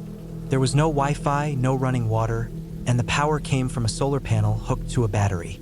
The owners had built the place themselves back in the 90s, and they rented it out only a few times a year. It looked like the kind of spot where you could go and not see another human being for days. That's exactly what I wanted. I packed up my old Jeep Cherokee and left around noon on a Thursday. The drive took about 5.5 hours. The farther north I got, the fewer cars I saw. Once I passed through the last small town, it felt like I was on another planet. The final part of the drive was a rough 2-track trail that twisted through thick woods and went on for at least a mile. I remember thinking how tight the trees were. Birch and pine packed so close you could barely see 20 feet into them. The cabin looked even more secluded in person than in the photos. It was small, maybe 400 square feet, with a little porch out front, a woodpile off to the side, and a canoe flipped upside down by the lake. There was a compost toilet out back and a hand pump for water down the trail a bit. Inside was a single room with a bed, a little table, a wood stove, and some shelves full of dry goods. The battery box powered one overhead light and a single outlet. That was it. I got there just before sunset, unloaded my gear, and started a small fire in the pit out front. The air was cold enough to see your breath, but not freezing. I made some instant noodles and sat by the fire with a flashlight in my pocket, listening to the breeze stir the trees. It was peaceful, the kind of quiet you don't realize you miss until you hear it again. I went to bed early that first night. The bed was a simple mattress on a wooden frame. There were thick wool blankets and a sleeping bag. I left the small porch light on, which was dim enough that it didn't ruin the dark. The window beside the bed was open just an inch to let in fresh air. Sometime during the night, I woke up to the sound of footsteps outside, slow and deliberate. First, I thought it was a deer or maybe a raccoon, but after about 10 seconds of lying still, listening, I realized the steps were too heavy for an animal. They crunched leaves and paused between steps like a person trying to walk quietly. I didn't move. I just stared at the wooden ceiling and listened. Then I heard the unmistakable sound of the porch steps creaking. Someone was on the porch. I sat up slowly and turned off the porch light using the remote switch on the nightstand. The cabin went dark inside. I didn't want whoever it was to see me through the window. My heart was pounding so hard I could feel it in my neck. The footsteps moved across the porch, and I heard the handle of the front door jiggle just a little. Not a full turn, just enough to test it. It was locked. There were no windows on the front side of the cabin except the one beside the bed, and I had that covered halfway with an old flannel blanket. I sat there in the dark, holding my breath, waiting. The steps creaked again as the person, or whatever it was, moved off the porch. A minute passed, then another. Eventually, the sounds faded into the woods. I stayed awake for hours, staring at the ceiling, trying to convince myself it was nothing. Maybe a curious hiker who saw the cabin and wanted to check it out. But there were no trails nearby, and no one had any business being that deep in the woods at midnight. The next morning, I went outside and looked around. The ground was covered in pine needles and dead leaves, but I could see faint boot prints in the soft dirt leading up to the porch. They were big, maybe size 11 or 12. The toe of one boot had dragged slightly. I followed the trail for a few yards, but it disappeared into the woods pretty quickly. I didn't have a gun on me, just a small hatchet and a pocket knife. I told myself if anything happened again, I'd leave. I wasn't about to play tough guy in the middle of nowhere. I spent the rest of that day trying to relax. I went for a short paddle on the lake and made a small fire that night, but I didn't feel right. It was like something was watching me. The woods felt thicker somehow, heavier. That night I didn't sleep at all. I kept the hatchet beside the bed and the light off. Around 3 a.m., I heard the same steps again. This time, they didn't come up on the porch. They circled the cabin, slow like someone scoping it out. At one point, the steps stopped right outside the back wall where the wood stovepipe came through. Then silence, total silence, not even wind. Then I heard a slow dragging sound, like something scraping against the wood siding. It went on for maybe 10 seconds, then nothing. I sat up until sunrise. The next morning, I was done. I packed everything into the Jeep and drove out. I didn't even eat breakfast. I told myself I'd just leave the keys in the drop box by the trailhead and message the owner later. But when I got to where the trail met the gravel road, I stopped the Jeep. There was a truck parked off to the side, a rusted-out old Ford with no plates. It hadn't been there when I came in. The windows were dark, and I couldn't see inside. It was parked at a weird angle, like someone had backed it in fast and crooked. I didn't stop to look. I just drove around it and kept going, watching the rearview mirror the whole way. When I got back home that night, I messaged the cabin owner and told him what happened. He didn't seem surprised. Said he'd go check things out and let me know if anything was off. I never heard back. A few weeks later, I looked up the area on some outdoor forums. I found a thread where someone mentioned an old guy living off-grid in that forest. People had seen him a few times. Tall, bearded, always in old clothes, carrying a rifle. No one knew his name. Someone said he had built a cabin illegally on state land years ago and refused to leave. A year later, I read an article that a hunter had gone missing in that same county. His truck was found by an old trail. They never found him. I don't know if it was the same person I heard. I'll never know, but I haven't been back up north since, and I never book cabins that are totally isolated anymore. I like having neighbors nearby, a road within sight, a phone signal. That weekend changed the way I look at being alone in the woods. It wasn't some horror movie thing. There were no ghosts or killers in masks. Just one person, a real person who wasn't supposed to be there. Maybe someone who had lived out there for years, surviving off the land. Maybe someone who didn't want strangers in his forest. And maybe next time he won't just walk around the cabin.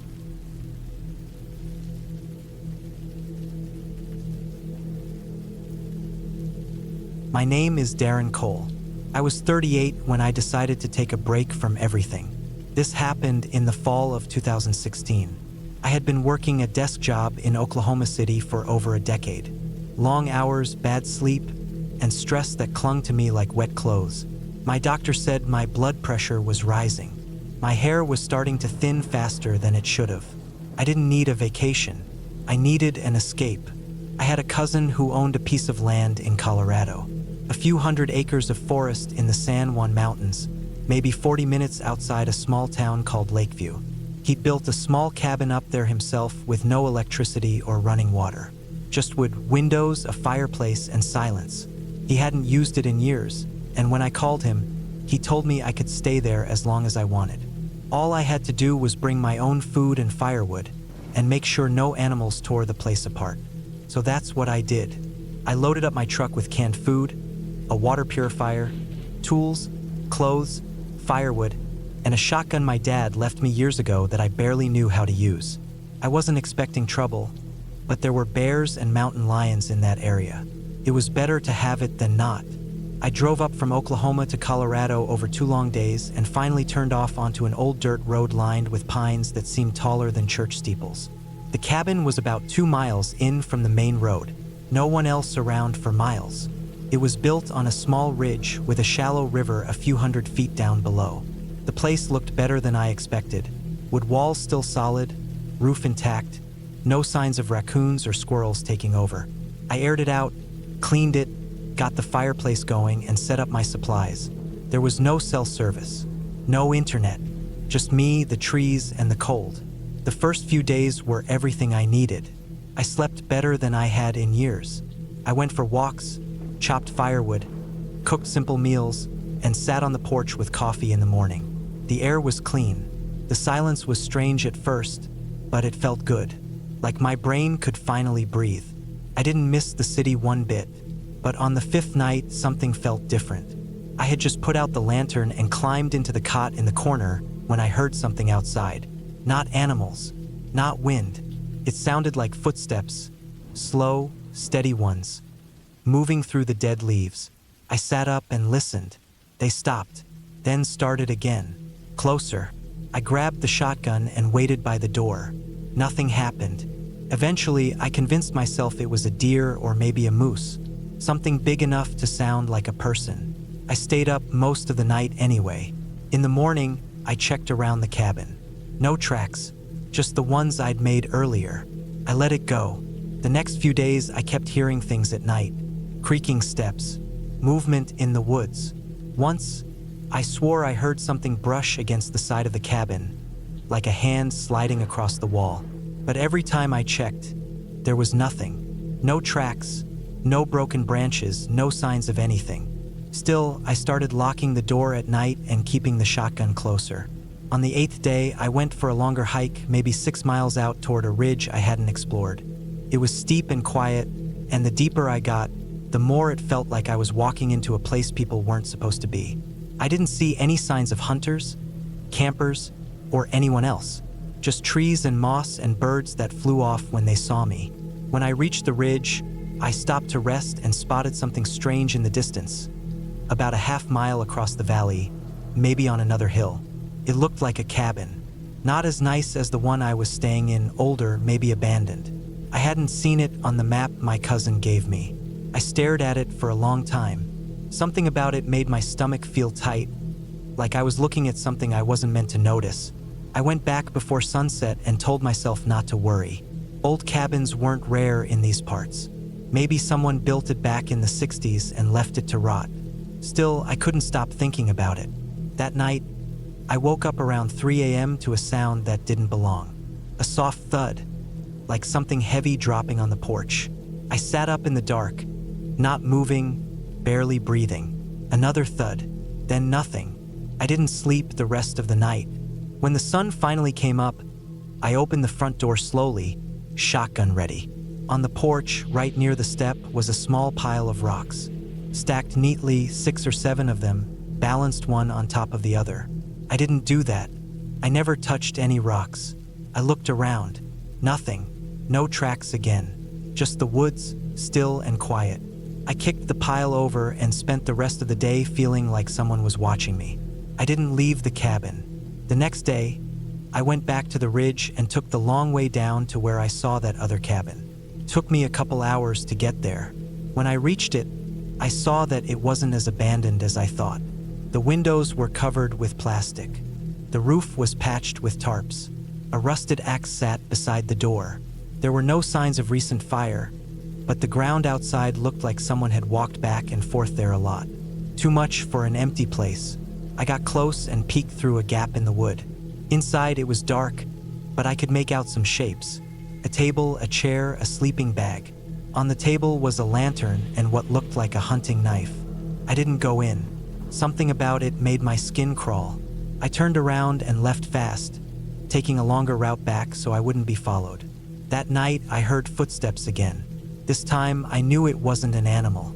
They were deliberate. They circled the cabin twice, then stopped near the porch. I sat there in the dark, shotgun in my hands, heart slamming in my chest. I didn't move. Then I heard a faint tapping on the window, just once. I stayed frozen for over an hour. When I finally worked up the nerve to check, there was nothing there. But on the window pane was a single handprint, smudged, large, and definitely human. The next morning, I packed everything. I loaded my gear, threw water in the fire pit, and started the truck. I didn't care how peaceful it had been before. Someone was out there, and they didn't want me here.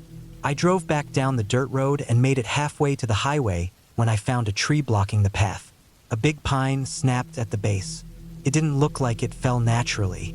It was too clean. No rot, no storm, just cut or shoved down. I turned the truck around and headed back to the cabin. I had no chainsaw. I figured I'd wait one night, hike to town in the morning if I had to.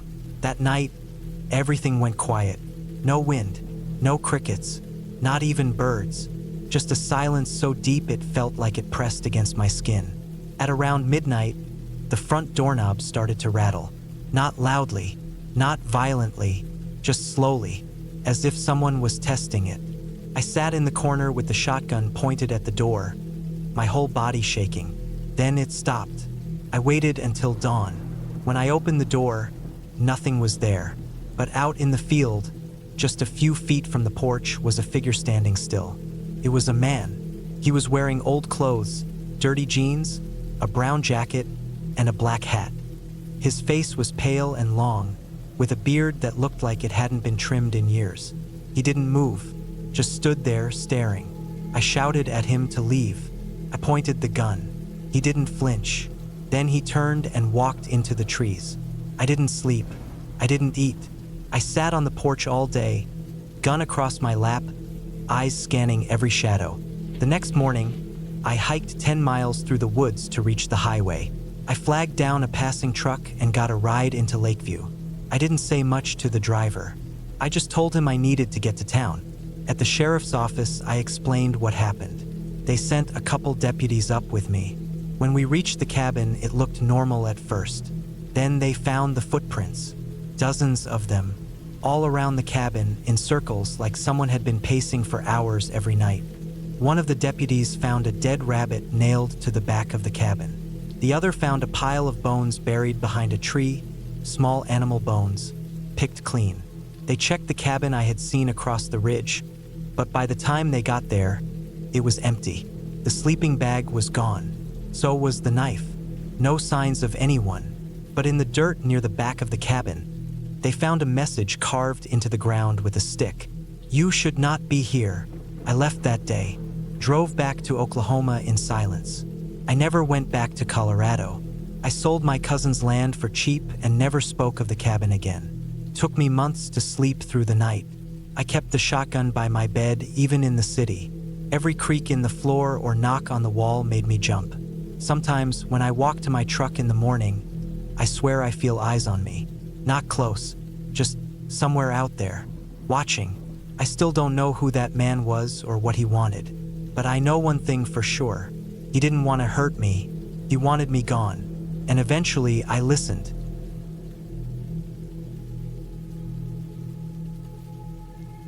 I was 33 years old the first time I realized I needed to take a break from everything. I had burned myself out slowly, working in construction management in Milwaukee for nearly a decade. Long days, short nights, and no real connections outside of work had taken their toll on me. I wasn't sleeping well, I drank too much, and I had this heaviness in my chest that followed me around like a shadow. I told my boss I needed a few weeks off. He wasn't happy, but he didn't fight it either. Maybe he saw what I couldn't. Instead of booking some beach resort or flying off somewhere, I started looking for something different.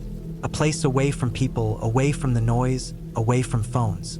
I found a listing on a small website for private cabin rentals. No reviews, just a few pictures and some text that said it was owned by a man named Raymond and that it was rustic and remote. Sitting alone on a stretch of forest up near the Minnesota-Canada border, it looked like it had been built in the 1970s. A low wooden structure with a metal roof, surrounded by thick woods and no visible neighbors. The nearest town was called Elmsfield, a place I'd never heard of, and the cabin was 15 miles north of that. I booked it for 3 weeks. I wanted to be somewhere that forced me to slow down, somewhere that stripped things back. I drove out on a Monday morning in late September. I didn't tell anyone where I was going. I packed up my old truck with canned food, a cooler, a rifle just in case, a couple changes of clothes, a sleeping bag, and an old journal I hadn't touched in years. I filled the gas tank and headed out early, hoping to reach the place before dark. Elmsfield was tiny, maybe a few dozen buildings at most. One gas station, a diner, a bar, and a feed store. I didn't stop. I just kept driving north like the directions had told me. The paved roads gave way to gravel, then dirt. It had rained the night before, and my tires slipped a few times on the muddy trail. Cell signal vanished about 10 miles out of town. I found the cabin just as the sun started to drop behind the trees. It was even more isolated than I'd expected. The forest pressed in on all sides, tall spruce and birch stretching high above. There was a narrow driveway that led up to a clearing, just big enough to park the truck. The cabin sat at the edge of a small slope, maybe 15 yards from the start of a tree-covered drop-off. You couldn't see anything past the trees. No roads, no signs of people, no sounds except wind and leaves. The place was old but solid. The front door creaked when I opened it. Inside was a single room with a small table, a wood stove, a single bed with a foam mattress, and shelves with some pots and old books. A battery-powered lantern hung from a hook. There was no electricity. A solar charger sat in the corner for phones or batteries, but it looked like it hadn't worked in years. I dropped my gear and stood in silence. It was the quietest place I'd ever been in my life. No traffic, no voices, no hum of machines, just the wind. The first night was uneventful. I started a small fire in the stove, boiled water on the little propane burner that sat on the table, and ate canned chili straight from the pot. I read a few pages of a paperback I found on the shelf, then crawled into my sleeping bag on the bed and listened to the woods outside. It took me hours to fall asleep. Not because I was scared, just not used to it.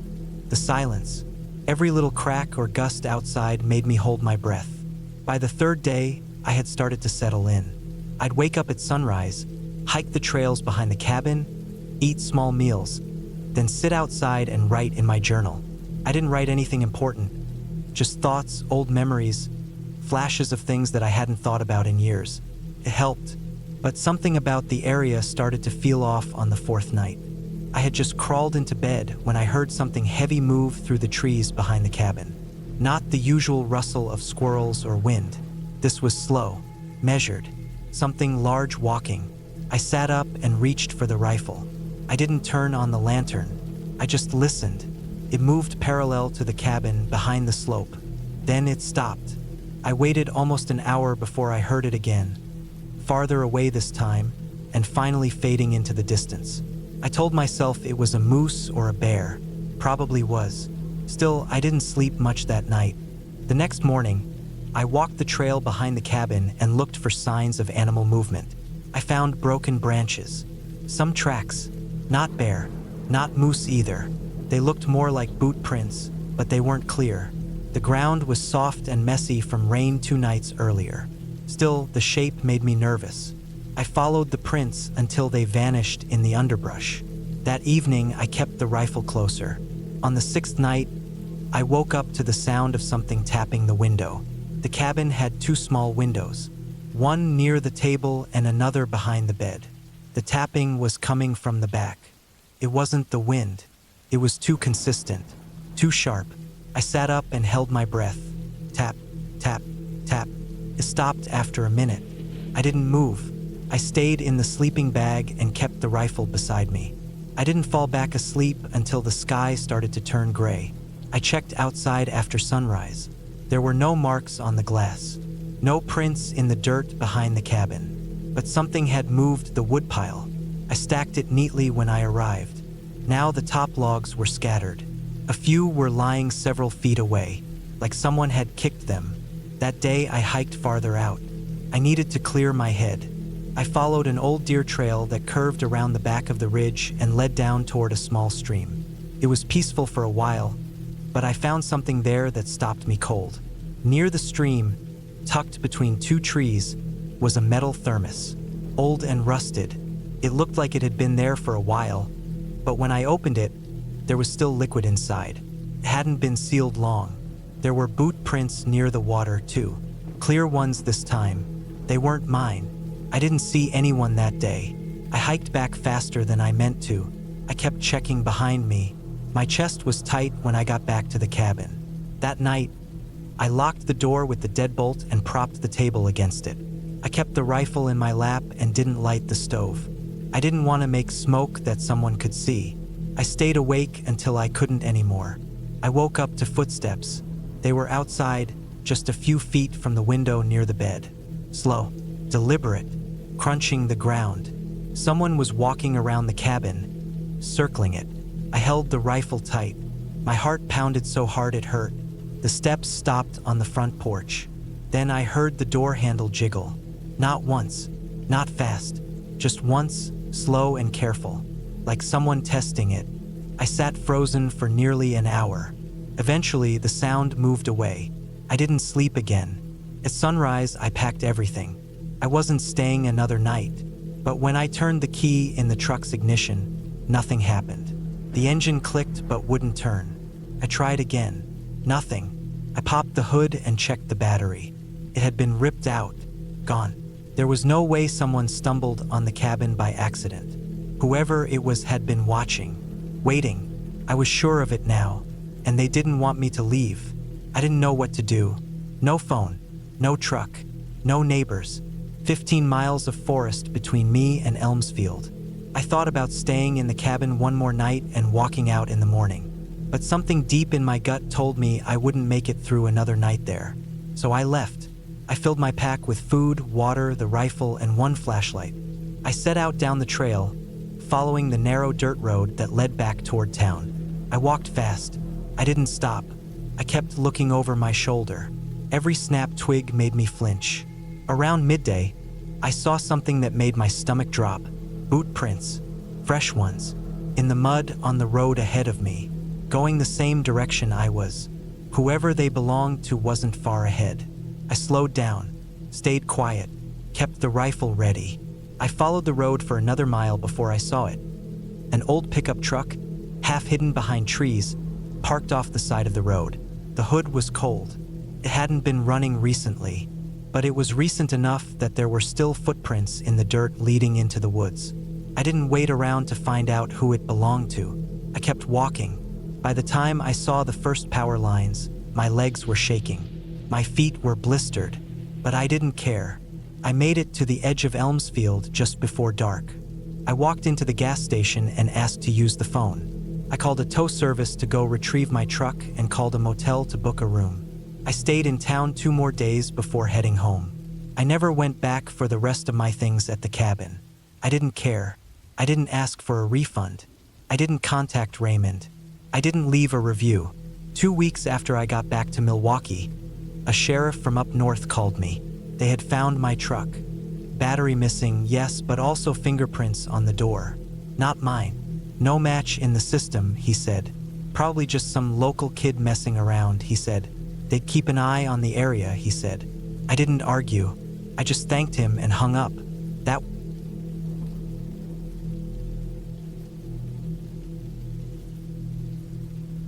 My name isn't important, and I've never talked about this to anyone. But sometimes when I lie awake at night, my mind goes back to that cabin in Idaho. Not because of what I saw, but because of what I didn't see. The things I didn't understand. The things I still can't make sense of. It was late September 2019. I was 34 years old, single, and burnt out from my job at a shipping company in Portland. I'd been pushing through 10-hour days, 6 days a week, all summer. When I finally got approval for a week off, I didn't tell many people. I just wanted to go somewhere alone where I didn't have to hear anyone's voice. I looked around online and found a listing for a secluded off-grid cabin near Stanley, Idaho, deep in the Sawtooth Mountains. No cell signal, no Wi-Fi, no neighbors for miles. It was owned by a retired guy who mostly used it for hunting. The pictures looked clean and simple. 1 bedroom, a wood stove, propane lights, basic kitchen setup. That's all I needed. I booked it for 6 days. I packed up my truck with food, gear, and some books, then made the 11-hour drive from Portland. The last 2 hours of that drive took me along winding forest roads with no signage and not a single other car. It was late afternoon by the time I pulled up to the place. The cabin was small but sturdy, built with heavy logs and a metal roof. It sat in a clearing surrounded by tall pines. A narrow dirt path led around the back where there was a woodshed, an outhouse, and a small stream that ran maybe 50 feet from the porch. Everything seemed just like the photos. I unlocked the door with the key the owner had mailed me and stepped inside. The air was cold and smelled like wood smoke and old dust. There was a cot with clean sheets, a cast iron stove, and shelves lined with dry goods, flour, beans, rice, coffee. I dropped my bags and started unpacking. I left the door open to let in the fresh air. As I got settled, I noticed little things that felt slightly off. Nothing big, just little details. A frying pan on the stove had what looked like grease on it, even though the owner told me nobody had stayed there since spring. One of the propane lanterns was left slightly unscrewed, just enough that the gas line wouldn't open. A spoon in the drawer still had some kind of dried soup stuck to it. The trash bin had a crumpled ramen packet in it that looked newer than the rest of the wrappers. I didn't think too much of it. I figured maybe the owner came up now and then and didn't clean thoroughly. I swept the floors, aired out the blankets, and started a small fire in the stove. By the time the sun set, the cabin was warm and glowing with firelight. I ate a can of chili and went to bed with a book, listening to the wind through the trees. Took a while, but I eventually drifted off. The next morning, I got up early and hiked one of the trails I'd marked on a paper map. The scenery was incredible. Jagged peaks, golden aspen leaves, clean mountain air. I didn't see a single other person all day. When I got back in the late afternoon, I was tired but in good spirits. I made instant mashed potatoes, read for a while, then sat on the porch watching the sky turn orange and purple over the treetops. That second night, I slept lighter. I kept waking up to little creaks and thumps. I figured it was just the stove cooling or maybe a squirrel on the roof. Around 3 a.m., I thought I heard something heavier, like footsteps. But by the time I sat up and listened, it was gone. Just silence. In the morning, I walked around the outside of the cabin. The ground was dry and hard, but I noticed some boot prints near the back edge of the woodshed. They didn't match my tread pattern. Mine were wide and new. These were narrow and worn, like an old hiking boot. They led toward the edge of the trees and disappeared. I stood there staring at them for a long time. I told myself someone must have passed through before I arrived. Maybe a hunter, maybe the owner, but they looked fresh. Not hours old, but recent. Like that morning, I checked the cabin again. The door had been locked from the inside. Nothing was missing, but I started to get that heavy feeling in my gut, like I'd forgotten something important or left the stove on at home. Couldn't shake it. That third night, I pushed the couch against the front door. I don't know why. I also placed a small saucepan filled with water on top of the door frame, the way you'd set a tripwire. If someone opened the door, it would fall and crash. I laughed at myself a little for doing it, but I didn't undo it. That night, I barely slept. Every time the fire popped or the wind shifted, I snapped awake. Around 1:30 a.m., I heard something, not from inside but from outside. It sounded like soft footfalls on dry leaves. Then silence. Then the faint sound of something tapping like a stick or a finger on the outside wall. Tap, tap, tap. I held my breath. I didn't move. The noise stopped. 10 minutes passed. Then 20. I got up slowly, barefoot, and crept to the window. The moon was out, casting silver light across the clearing. I didn't see anything, but as I scanned the edge of the trees, I saw something shift. Not move, just shift, like someone pulling back slowly behind a tree. I stood there frozen, heart hammering. Then nothing. By morning, I told myself it could have been an animal. A deer, maybe a bear sniffing around. But bears don't tap on walls. That day, I stayed close. I chopped wood, boiled water, didn't hike. Around midday, I found something that shook me hard. Near the edge of the clearing, maybe 40 feet from the cabin, I spotted something half buried under a thin layer of pine needles. I knelt down and uncovered it. It was a sleeping bag, moldy, torn, and sun-faded. Next to it was an old plastic canteen and a bundle of cloth that might have been a jacket once. Everything was damp and smelled like mildew. Whoever left it there had been gone a long time. Or maybe not. I didn't know what to do. I thought about leaving, but it was still 3 days until I was supposed to check out. I didn't want to panic over what might have just been garbage. I cleaned up the area and put the stuff in a trash bag inside the shed. I kept my axe close that night. The next morning, I found something worse. The saucepan I'd set up on the doorframe was on the kitchen counter. Neatly placed, not fallen, not spilled, just sitting there clean. I hadn't touched it. I know I hadn't. The couch was moved back too. Slightly, just a few inches, but not where I'd left it. I was so careful to line it up with the edge of the door. Now it was skewed sideways. I started to sweat. I checked the door lock. It was still latched. The windows too. But something had changed in the cabin. The air felt wrong, like someone had been inside while I was sleeping. I didn't waste time. I packed everything. I didn't even eat breakfast. I loaded up my truck and got ready to leave early. But when I turned the key, the engine didn't start. Battery dead. I don't know how. The dome light was off. I hadn't left anything plugged in. The truck was only 2 years old. It made no sense. I tried again. Nothing. I opened the hood and checked the terminals. Everything looked fine. I tried again. Just a click. That was the moment it hit me. I was stuck. No phone, no signal, no neighbors. I was alone, and the only road out was a 12-mile hike through rough terrain. I didn't leave right away. I wanted to believe it was still all just bad luck. I tried to calm myself, made coffee, kept the axe within arm's reach. But I started noticing more things. Little things. I left a notepad on the table with a pen. When I came back from the outhouse, there was a faint circle drawn on the page. Just one circle. Thin, light, like someone barely pressed down. I didn't draw it. A spoon I used for soup ended up in my backpack. One night I heard whispering. Not real words. Just the sound of breathy speech, low and steady, like someone talking to themselves outside the window. When I looked, there was no one. That was my 5th night. I didn't sleep. I sat on the floor with my back against the wall, axe on my lap, staring at the door. When the sun came up, I put on my boots, slung my pack over my shoulders, and left the cabin behind. I didn't lock the door. I didn't look back. I hiked out fast. I had my map, a compass, and just enough water. Every snap of a branch made me jump. I felt watched the whole way, but I didn't stop. I didn't rest. 6 hours later, I hit the main road. I flagged down a passing truck, and the guy gave me a ride to town. I didn't explain much, just said my truck wouldn't start. I called a tow company, went back the next day. The truck started on the first try. No issues, nothing wrong. When I told the cabin owner, he acted surprised.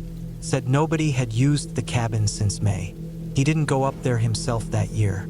He refunded me part of the fee and apologized. Said maybe an animal got inside somehow. I didn't argue. I didn't want to think about it anymore. But I think about it all the time. Sometimes I wake up thinking I hear that soft tapping sound again. Sometimes I dream I'm back in that cabin and the door won't open. I never found out who had been there. I never found out.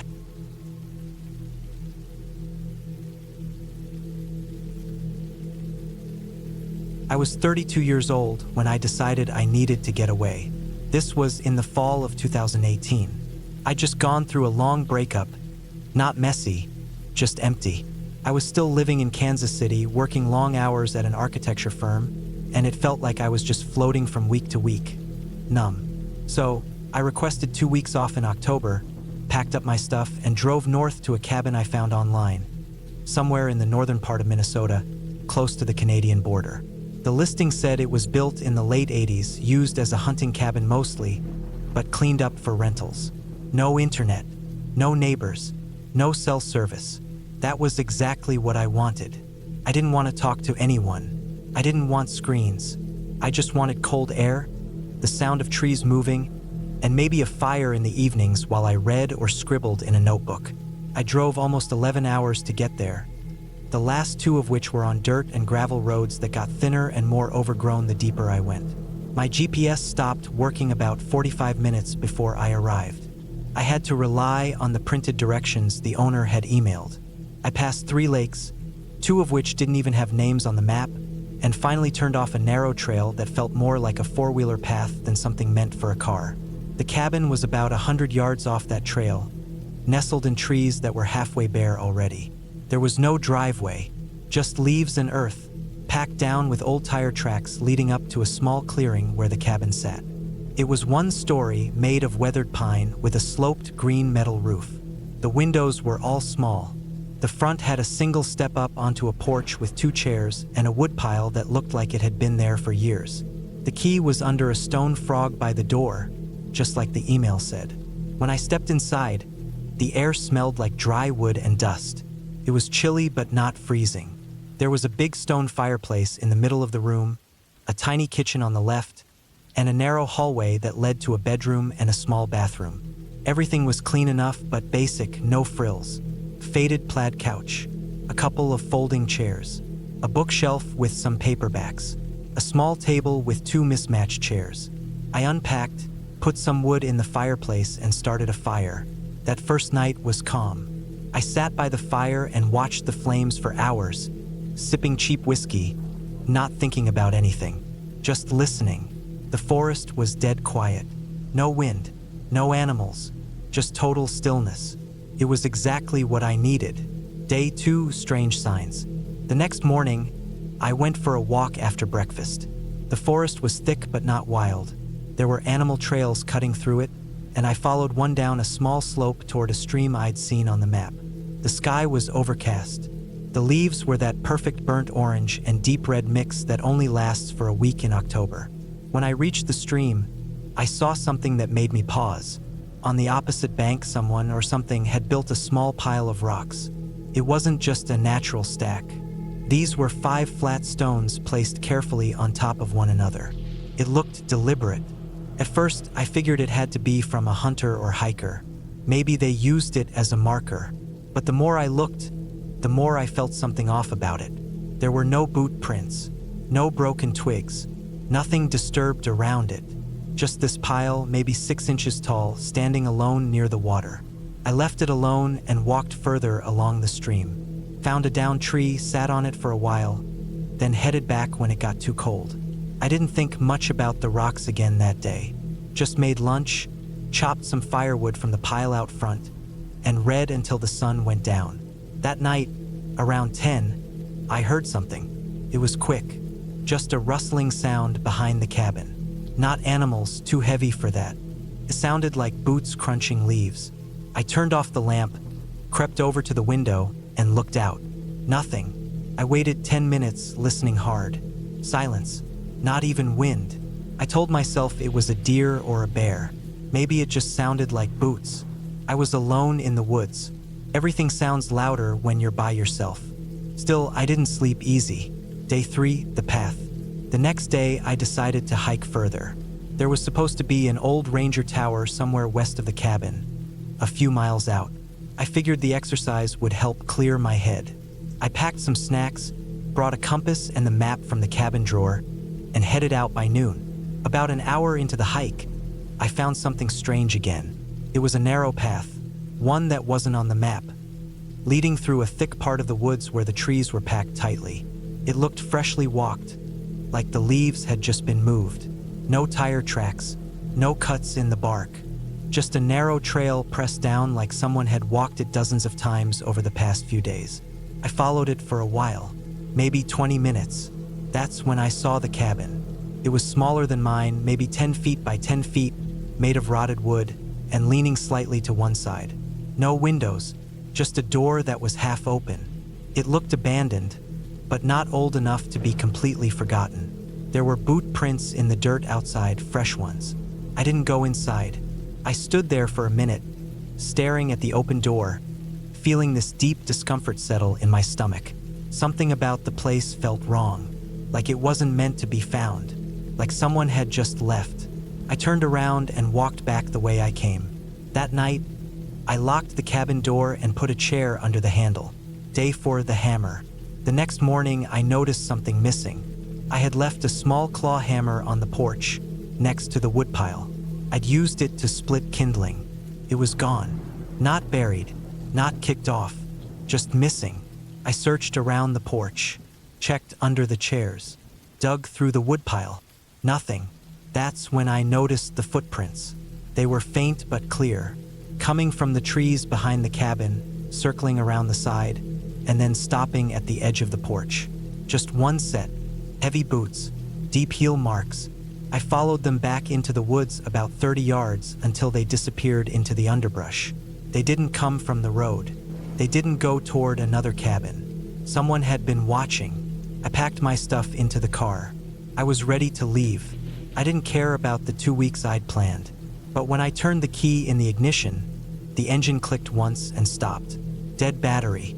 I tried again. Nothing. I opened the hood and looked around like I knew what I was doing. I didn't. All I saw was corrosion and cold metal. The battery looked intact, but the cables were loose, both of them, like someone had unscrewed them just enough to kill the power. I tightened them with my fingers, tried again. Still nothing. I was stuck. Day 5, isolation. The air felt different that morning. Heavier, like the woods were watching me. I didn't go far, just gathered more wood, stayed near the porch, and kept checking the road every hour hoping someone might drive by. No one did. That afternoon, I found something else. Hanging from a tree branch about 15 feet from the cabin was the hammer. It was tied to a rope by the handle and swinging slowly in the breeze, just below eye level, like someone wanted me to find it. I didn't touch it. I just went back inside, locked the door, and sat by the fireplace until it got dark. That night, there were more noises. Not rustling this time. Knocking. Slow, steady knocks on the back wall of the cabin. 5 of them. Then silence. I didn't go check. I didn't move. I just sat there, holding the poker from the fireplace like a weapon, heart hammering in my chest. Day 6, the trap. I barely slept. When the sun came up, I went out to look around. Behind the cabin, someone had left something. A dead squirrel gutted and nailed to a board. The board had been propped up against a tree. The nails were rusted and long. The squirrel's head had been removed and set on the stump beside it. That was it. I decided I was going to walk, no matter how far it was. I couldn't stay another night. I packed a bag with food, water, a flashlight, compass, and a hunting knife I'd brought just in case. I left everything else behind and started walking down the old trail. But about 2 miles down, I found something that made my blood run cold. A spike strip. It was small, hidden under leaves, right where a car tire would run if someone was coming down the road. Someone had put it there. Someone who didn't want people leaving, or maybe didn't want people finding the cabin. I kept walking. The final night, I walked until it got dark. I didn't reach a main road, just more trees, more silence. I didn't hear birds anymore. No wind, just stillness. Eventually, I turned back. I couldn't see well, and I didn't want to get lost. When I got back to the cabin, the door was open, not kicked in, just wide open, swinging slowly. I approached quietly, knife in hand, heart racing. The place was empty. Nothing inside was touched, except the fireplace. Someone had lit a fire. Fresh embers still glowed. I didn't sleep. I sat in the corner of the bedroom, knife in hand, flashlight ready. I waited for morning.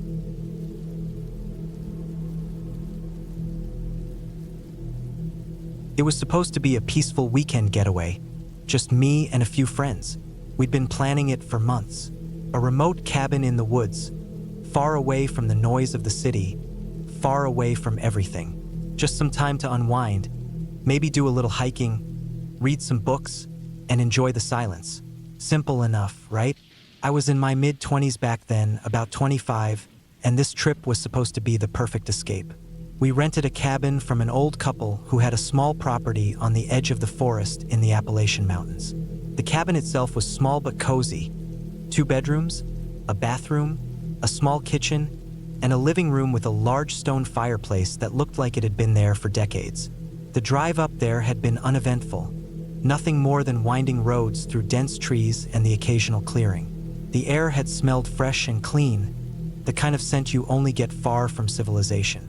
When we arrived, we unloaded our bags and set up inside. It was a beautiful place, peaceful, remote, and quiet. There was a feeling of isolation that I found comforting at first. It was just me, my best friend James, his girlfriend Claire, and my cousin Emma. We were all in our early 20s, just looking to relax. We didn't expect anything out of the ordinary. James and Claire had been together for a couple of years, and Emma and I had grown up together, so we all knew each other pretty well. The first evening was perfect. We sat around the fireplace, ate a simple dinner, and told stories. The fire crackled and popped, its warmth filling the cabin. Everything felt normal, safe even. But as the night wore on, there was something about the cabin, something in the air, that I couldn't quite put my finger on. It felt off. It was subtle, but it was there. I brushed it off. We were in the woods, after all. It was dark, and there was no one around for miles. Of course, it would feel a little strange. I figured it was just the isolation getting to me. I'd never been this far from civilization before, and I wasn't used to the silence. The night was thick and still, without even the sound of a car in the distance. We eventually went to bed, and that's when things started to get weird. I had the first unsettling experience that night. I woke up in the middle of the night, completely awake, no grogginess or anything, just wide awake for no reason. At first, I thought I was just getting used to the new environment. But then, I heard something, faint but clear. It was coming from outside. It sounded like footsteps. I lay there in the dark, listening. The sound was slow, deliberate.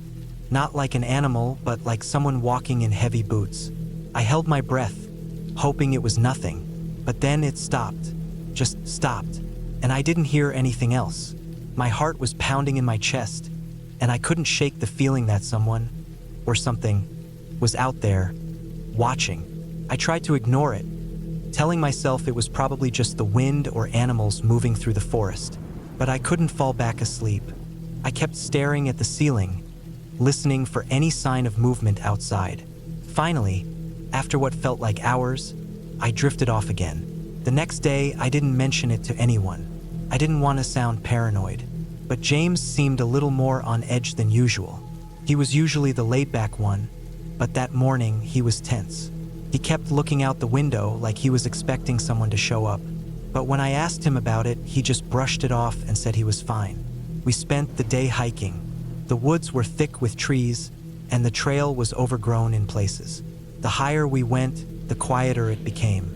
There were no birds singing, no rustling of small animals in the underbrush, just an oppressive silence, like the forest was holding its breath. By the time we got back to the cabin, the sun was starting to set. We were all tired but happy. It had been a good day, and we were looking forward to another evening of relaxing by the fire. But as soon as we got back, we noticed something strange. The front door of the cabin was slightly ajar. None of us had left it open. I was sure of it. I even checked when we left earlier, and the door had been closed securely. But now it was open by a couple of inches. I felt a chill run down my spine. I didn't say anything to the others, but I knew something was wrong. It didn't make sense. I'd been inside, and no one had come near the door. We all went inside cautiously, and everything looked fine. Nothing was missing, nothing seemed disturbed. But the door was definitely open, and I couldn't shake the feeling that someone had been there, or maybe still was. I wanted to chalk it up to the wind or an animal, but something deep down told me it was more than that. As the evening wore on, the feeling of unease grew stronger. We sat in the living room, but none of us were really talking. We just stared at the fire, the crackling flames casting long, flickering shadows on the walls. Every time the wind blew, the cabin creaked, and I kept thinking I heard footsteps outside again, just like the night before. But this time, I didn't say anything. I didn't want to sound crazy. That night, when we went to bed, I couldn't shake the feeling that something was wrong. I lay in bed, staring at the ceiling, my mind racing. What if someone had been in the cabin? What if they were still out there? I tried to convince myself that it was nothing, just my imagination. But deep down, I knew something wasn't right. Around midnight, I heard it again. This time, it wasn't just footsteps. There was a scraping sound, like something heavy being dragged across the ground. It was coming from outside, from the side of the cabin. The sound was slow and rhythmic, like whatever was making it was pacing back and forth. I couldn't take it anymore. I jumped out of bed and ran to the window. I pulled back the curtain just enough to peek outside. The moonlight illuminated the forest, but I couldn't see anything. No movement, no sign of anything out of the ordinary. But the scraping sound continued. I don't know how long I stood there, just staring into the darkness, listening to the sound. I didn't dare open the window or go outside. Something was out there, and I wasn't sure if it was a person, an animal, or something else entirely. I didn't sleep that night. I stayed in my bed, wide awake, listening to the sounds outside. And when morning came, I was exhausted. But when I looked out the window, the scraping sound was gone, and everything seemed calm again. Too calm. The rest of the trip was uneventful, but the feeling of unease never left. I couldn't shake the feeling that someone had been watching us the whole time, that something was out there, just beyond the trees, waiting. When we finally left the cabin, I couldn't wait to get back to civilization. It was a relief to see the bustling streets and hear the hum of traffic again. But the memory of that cabin, of the footsteps and the scraping sound, stayed with me. And every time I closed my eyes, I can still hear it. The faint sound of something moving in the woods, just out of sight, waiting.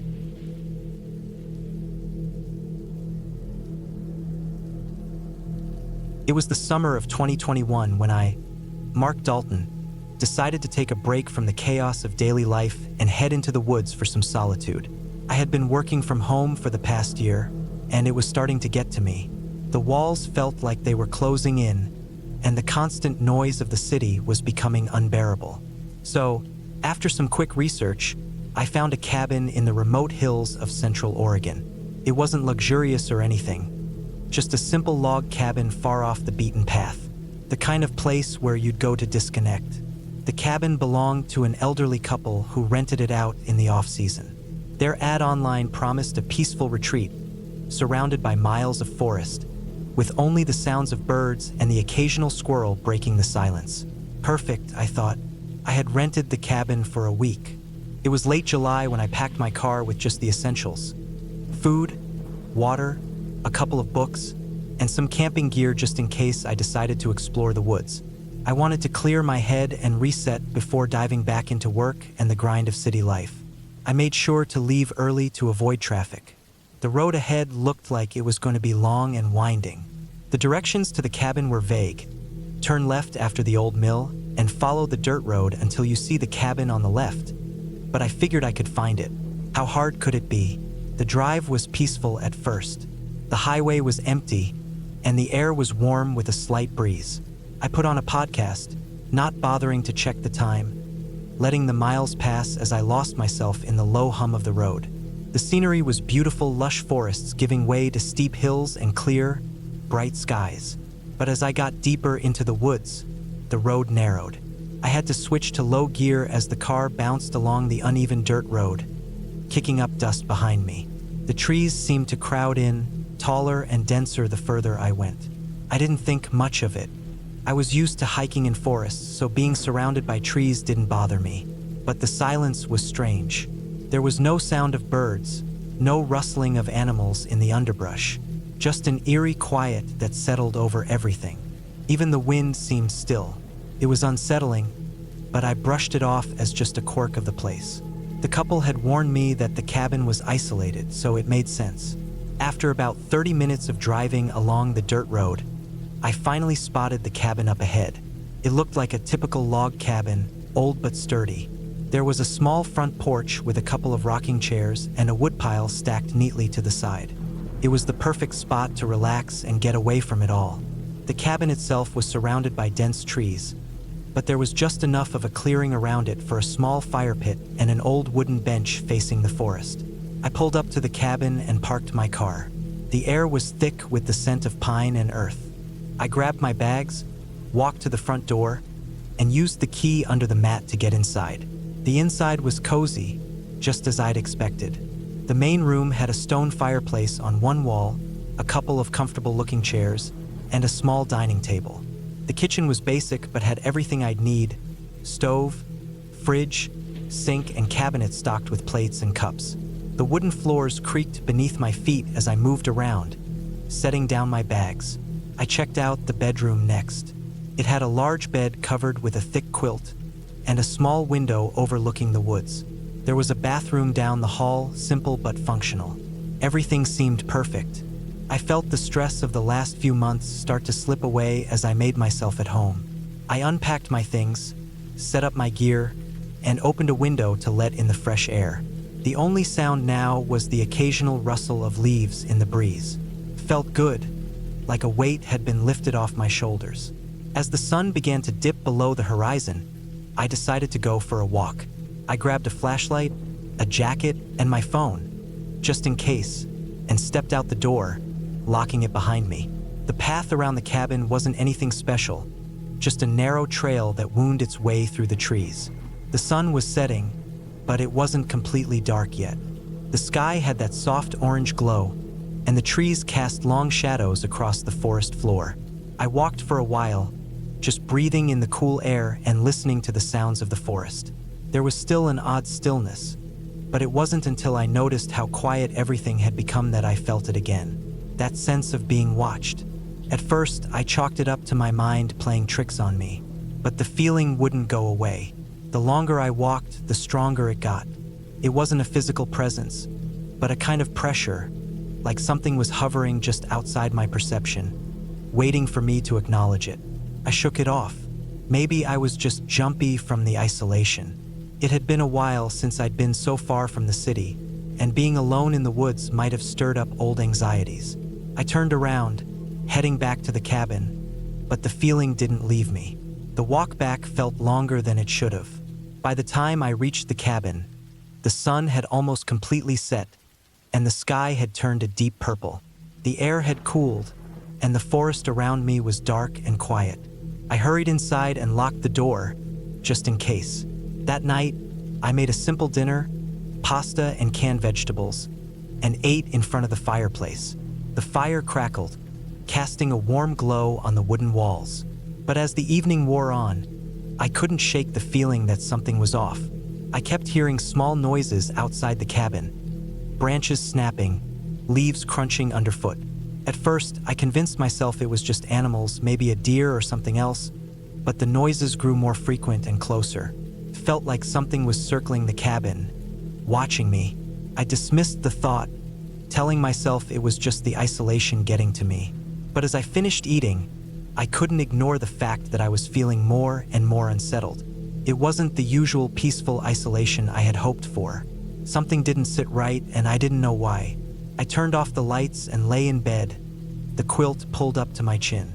The bed creaked beneath me as I shifted, trying to get comfortable. But sleep wouldn't come. Every time I closed my eyes, the strange feeling returned, the feeling of being watched. It was like something was waiting for me to fall asleep, to let my guard down. I lay awake for hours, listening to the sounds of the forest and trying to quiet my racing mind. Around 2 a.m., I finally drifted off, but it wasn't a peaceful sleep. I tossed and turned, restless, and woke up several times, the feeling of being watched never quite leaving. But eventually, I managed to sleep through the night. The next morning, I woke up early and decided to go for another walk. I needed to shake off the unease from the night before. The air was crisp, and the sun was just beginning to rise. As I walked around the cabin again, I noticed something strange. There were fresh tracks near the base of a tree just outside the porch. They were deep, as if something heavy had passed by. My heart rate picked up. The tracks didn't look like they belonged to any animal I knew. They were too large and almost human in shape. But the trail was odd, like something had walked in a strange, uneven way. The tracks led off into the woods, but I hesitated. I didn't want to go any deeper into the forest, not without knowing what had made those tracks. I decided to head back to the cabin, but just as I reached the porch, I noticed something else. A broken branch lying near the steps. It hadn't been there before. I couldn't shake the feeling that someone had been watching me, someone who didn't belong. I spent the rest of the day inside, feeling increasingly paranoid. I kept the windows shut and the doors locked, even though I didn't hear anything unusual. As evening approached, I decided to leave. It wasn't worth it. The cabin wasn't peaceful anymore. It had become a place of tension, of fear. I packed my bags and left before nightfall, driving as fast as I could down the dirt road. When I finally made it back to town, I felt a wave of relief. The quiet was gone. The eerie feeling I had experienced in the woods was finally behind me. I never went back to that cabin. Couldn't. I didn't know what it was, but I wasn't going to risk finding out. The feeling of being watched stayed with me for days, a constant reminder that sometimes some places are meant to stay unexplored. It's been 3 years since that trip. I still don't know what happened in those woods, but whatever it was, I'm glad I left when I did. The cabin remains a distant memory, a place I'll never return to, and that's the way I like it.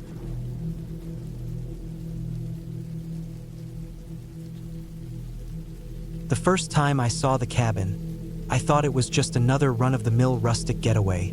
Nothing special, nothing out of the ordinary. I was wrong. The year was 2017, and I was 25. It had been an exhausting year, filled with work pressure, personal struggles, and the constant nagging of a life that just seemed to pile on more and more without giving me much of a break. When my friend Jesse invited me to spend a weekend in a remote cabin up north, I jumped at the chance. A weekend to unplug, clear my mind, and get away from the city. No distractions, no people, just nature.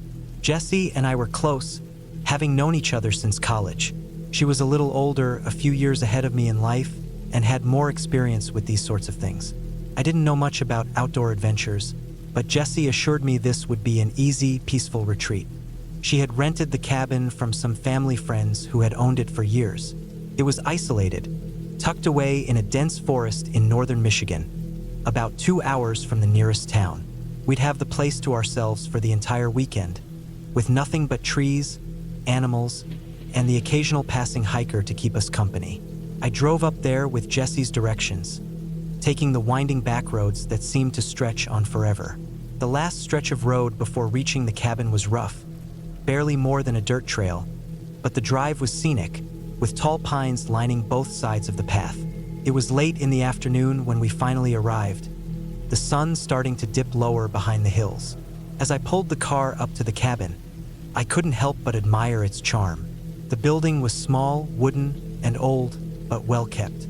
Its stone chimney puffed a bit of smoke into the cool, crisp air, giving it that cozy vibe that cabins are known for. We unpacked our bags and settled in quickly. The interior was just as I expected, rustic, but comfortable. A large stone fireplace dominated the living room, with an old couch and chairs scattered around. There was a small kitchen area, a simple bathroom, and 2 bedrooms. The windows were wide, offering views of the dense woods that surrounded the cabin. The silence was almost deafening. Nothing but the sound of the wind and the occasional rustle of leaves outside. The perfect place for solitude, I thought. The first night was calm. Jesse made a simple dinner, pasta with sauce, and we ate on the small dining table in the corner. As night fell, we sat by the fire, sipping wine and talking about everything and nothing. There was something peaceful about the whole situation, a sense of calm that I hadn't felt in a long time. I felt at ease, far removed from the worries of the real world. But as the night wore on, things started to feel different. It wasn't anything I could point to directly, just a subtle change in the atmosphere. I noticed it first when I was walking back to the bedroom. The cabin creaked in the wind, as old houses often do. But then I heard something else, a noise that didn't fit. It was soft at first, almost like a faint scratching sound. I paused and looked around, but everything seemed fine. Jessie was still sitting by the fire, her attention on the flames. I shrugged it off, chalking it up to the cabin settling, and went to bed. The noise didn't stop. It was faint at first, but it grew louder, coming from somewhere just outside the bedroom. It sounded like something or someone scraping against the walls. I tried to ignore it, but the longer it went on, the more unnerving it became. I tried to tell myself that it was probably just a branch scraping against the cabin, or an animal moving around outside, but I couldn't shake the feeling that it was something else, something more deliberate. The sounds continued into the night, waking me up several times. Each time, I'd lie there, heart pounding, straining my ears to listen. But there was never anything when I looked outside the window. The forest was still. It was just the sounds, persistent and strange. By morning, I was exhausted. Jessie didn't seem to notice anything unusual. She was already up, drinking coffee and chatting about hiking trails we could explore. I didn't mention the sounds. I figured I was just being paranoid. But deep down, I couldn't shake the feeling that something was wrong.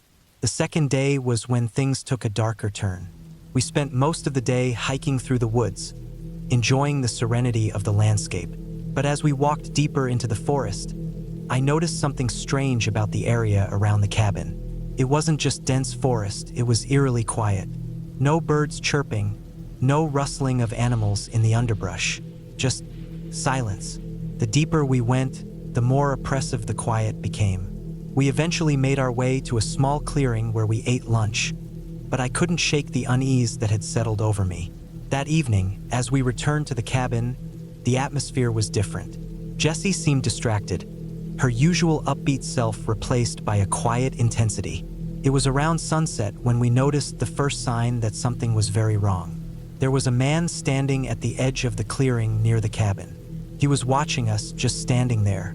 He was tall, with a thick beard, wearing a worn-out jacket. I couldn't make out his face very well, but something about him felt off. I called out, but he didn't respond. It wasn't until we got a little closer that he turned and disappeared into the trees, vanishing as quickly as he had appeared. It was unsettling, to say the least. Jesse tried to brush it off, claiming he was probably just a local hiker or someone passing through. But I didn't believe her. There was something wrong about the way he moved, the way he stared. I suggested we lock up the cabin for the night, but Jessie laughed it off. We were fine, she said. I didn't feel fine. That night, I couldn't sleep. I kept thinking about the man, about the strange feeling that seemed to have gripped the forest. The sounds from the night before started again, this time louder. Scraping, scratching, like something was trying to get inside. I got up and checked the windows and doors, but nothing was there. The forest was silent again, almost too silent. I tried to sleep, but the sounds kept me awake, every noise setting my nerves on edge. By morning, I was on edge. I was tired, restless, and anxious.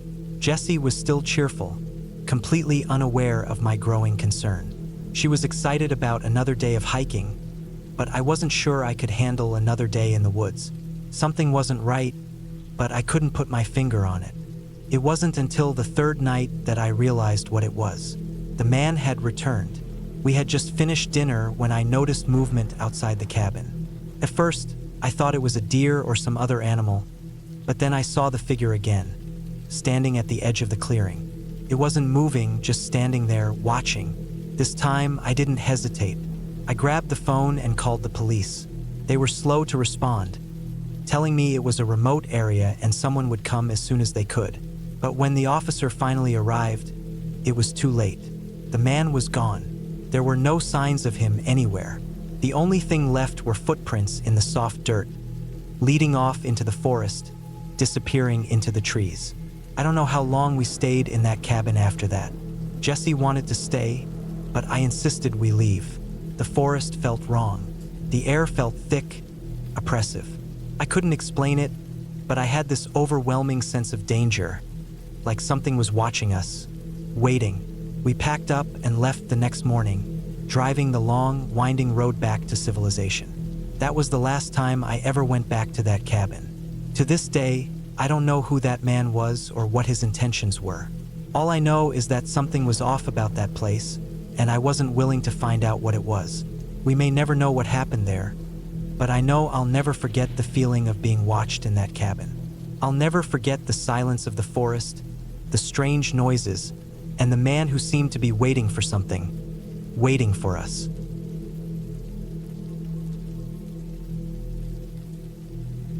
It was 2019, the summer of my 31st year. I'd spent the past few years buried in my work, a project manager for a construction firm that seemed to demand every ounce of my time.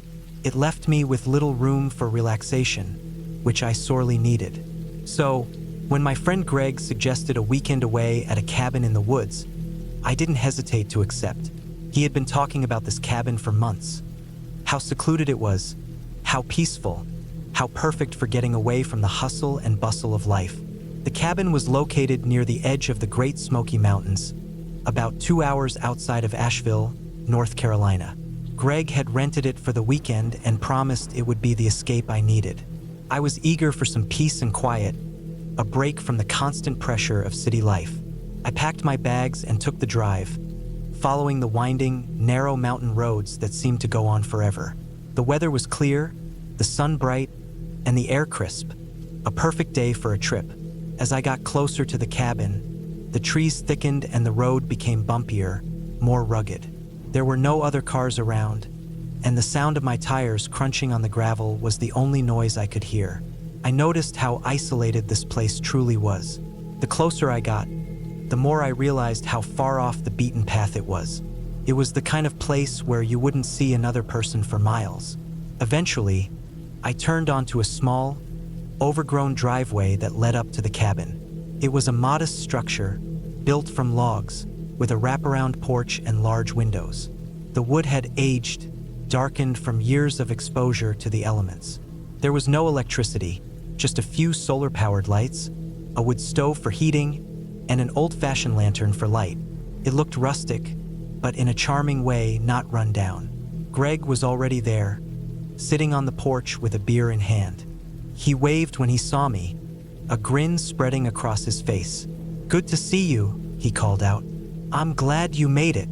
I got out of my car and walked over, my muscles sore from the long drive. We exchanged pleasantries, and he showed me inside. The cabin was surprisingly cozy on the inside. The walls were lined with wood paneling, and there was a stone fireplace at one end of the room. A large table sat in the middle with mismatched chairs around it. The kitchen was small but functional, and there were 2 bedrooms at the back.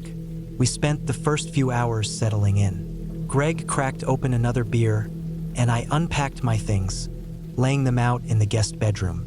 We talked about our plans for the weekend: hiking, fishing, maybe even exploring some of the nearby trails. As the evening approached, we built a fire outside and roasted marshmallows, letting the crackling of the flames fill the silence. It was peaceful, the kind of calm I hadn't felt in a long time. That night, as the temperature dropped, the only sounds I could hear were the occasional rustle of leaves and the distant calls of night creatures. The air was cool, and I wrapped myself in a blanket by the fire, staring up at the clear sky. The stars were bright, scattered across the black canvas above us. I hadn't seen a sky like that in years. Around midnight, Greg and I decided to call it a night.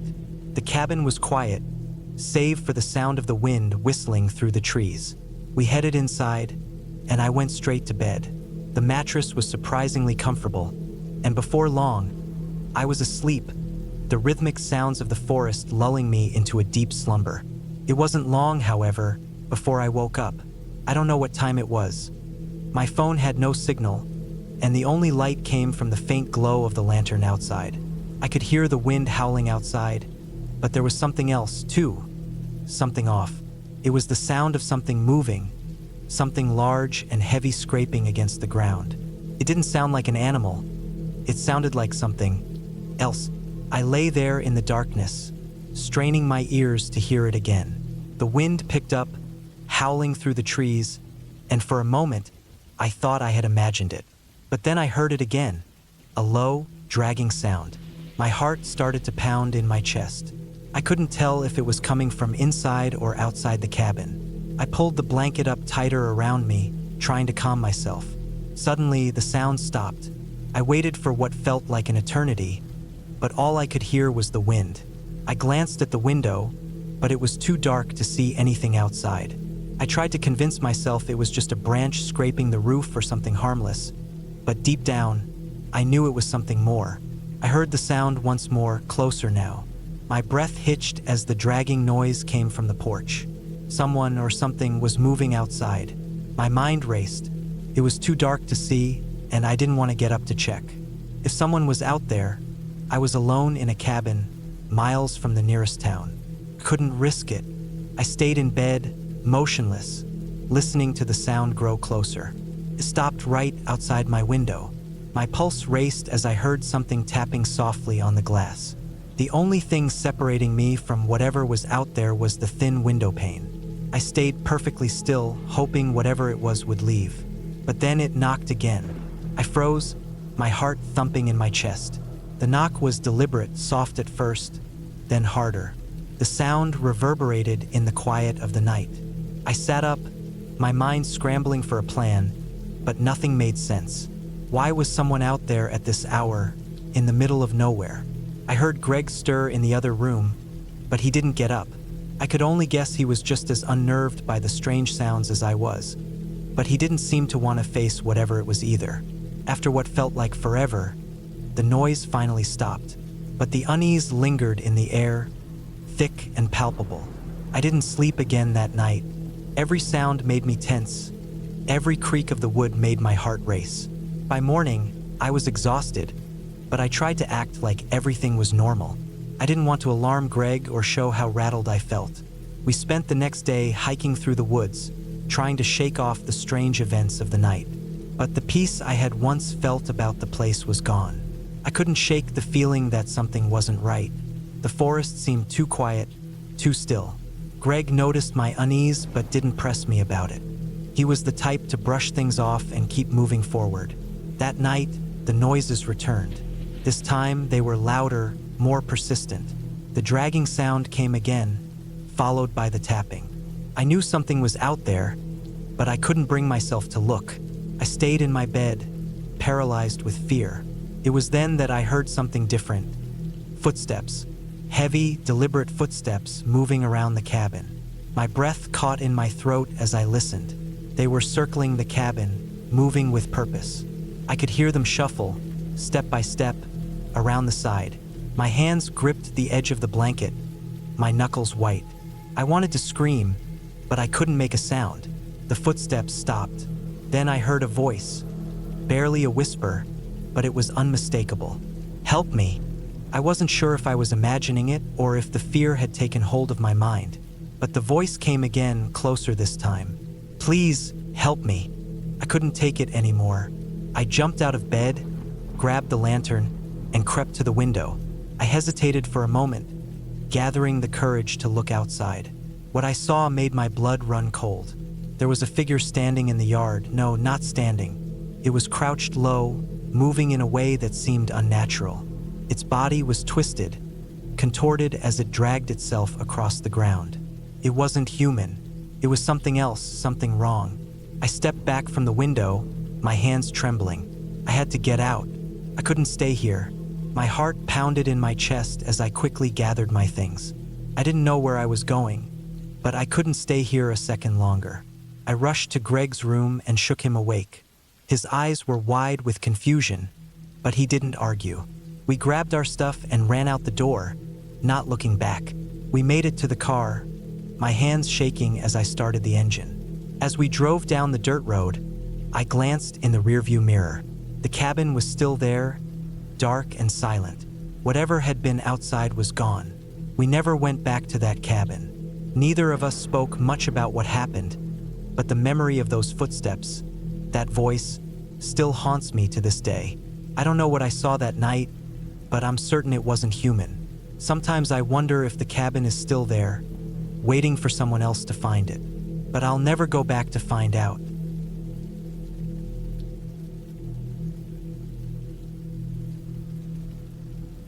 It was early October of 2014 when I decided to take a solo trip up to a small cabin I found listed on an old rental site. The cabin was in northern Minnesota, a few miles outside a town called Fallridge. I'd never been there before, but the listing looked simple and private. It was advertised as a quiet retreat for writers or hunters. No Wi-Fi, no TV, just a wood stove and a generator for electricity if needed. That sounded perfect to me. I had just turned 33 a few weeks earlier and needed a break from work and noise in the city. I packed my truck with a cooler full of food, some water, extra clothes, my old .22 rifle, and a thick book I had been meaning to read. I printed out the directions since cell service would be spotty, and early on a Friday morning, I started the 6-hour drive. The weather was gray and chilly, but not cold enough for snow yet. The leaves had already changed, and the drive through the back roads and tree-covered hills was peaceful. I passed through Fallridge around noon, filled up on gas, and stopped at a local market for some firewood and snacks. The cashier asked me where I was headed, and I just told her out west of town. She nodded and said to be careful because the deer had been active lately. The last stretch of road to the cabin turned to gravel, then dirt. It wasn't maintained very well, and I had to take it slow to avoid potholes. The directions told me to follow it for 6 miles, then look for a red mailbox on the left. There were no other houses once I got out that far. The road just narrowed between thick woods on both sides, and I didn't see another car or person. After about 20 minutes, I found the red mailbox, just like the directions said. I turned in and followed a narrow trail into the woods. The cabin sat in a small clearing surrounded by tall trees. It was small but not falling apart. The roof looked solid, the windows were intact, and there was a small shed behind it. There was also a fire pit and a bench made from 2 stumps and a thick plank of wood. It looked like no one had been there for a while, but everything was in good shape. I parked near the front, stretched, and started unloading my stuff. Inside, it was one open room with a small table and 2 chairs, a twin bed against one wall, a kitchen area with an old propane stove, and a wood-burning stove in the center. The bathroom was a tiny attached room with a composting toilet and a sink. The generator was in the shed, and it still had fuel in the tank. I got the stove going and lit a few oil lamps that were hanging on the walls. It was already feeling cozy. That first evening was peaceful. I made some soup on the stove, read a few chapters of my book, and sat outside watching the woods go dark. It was quiet.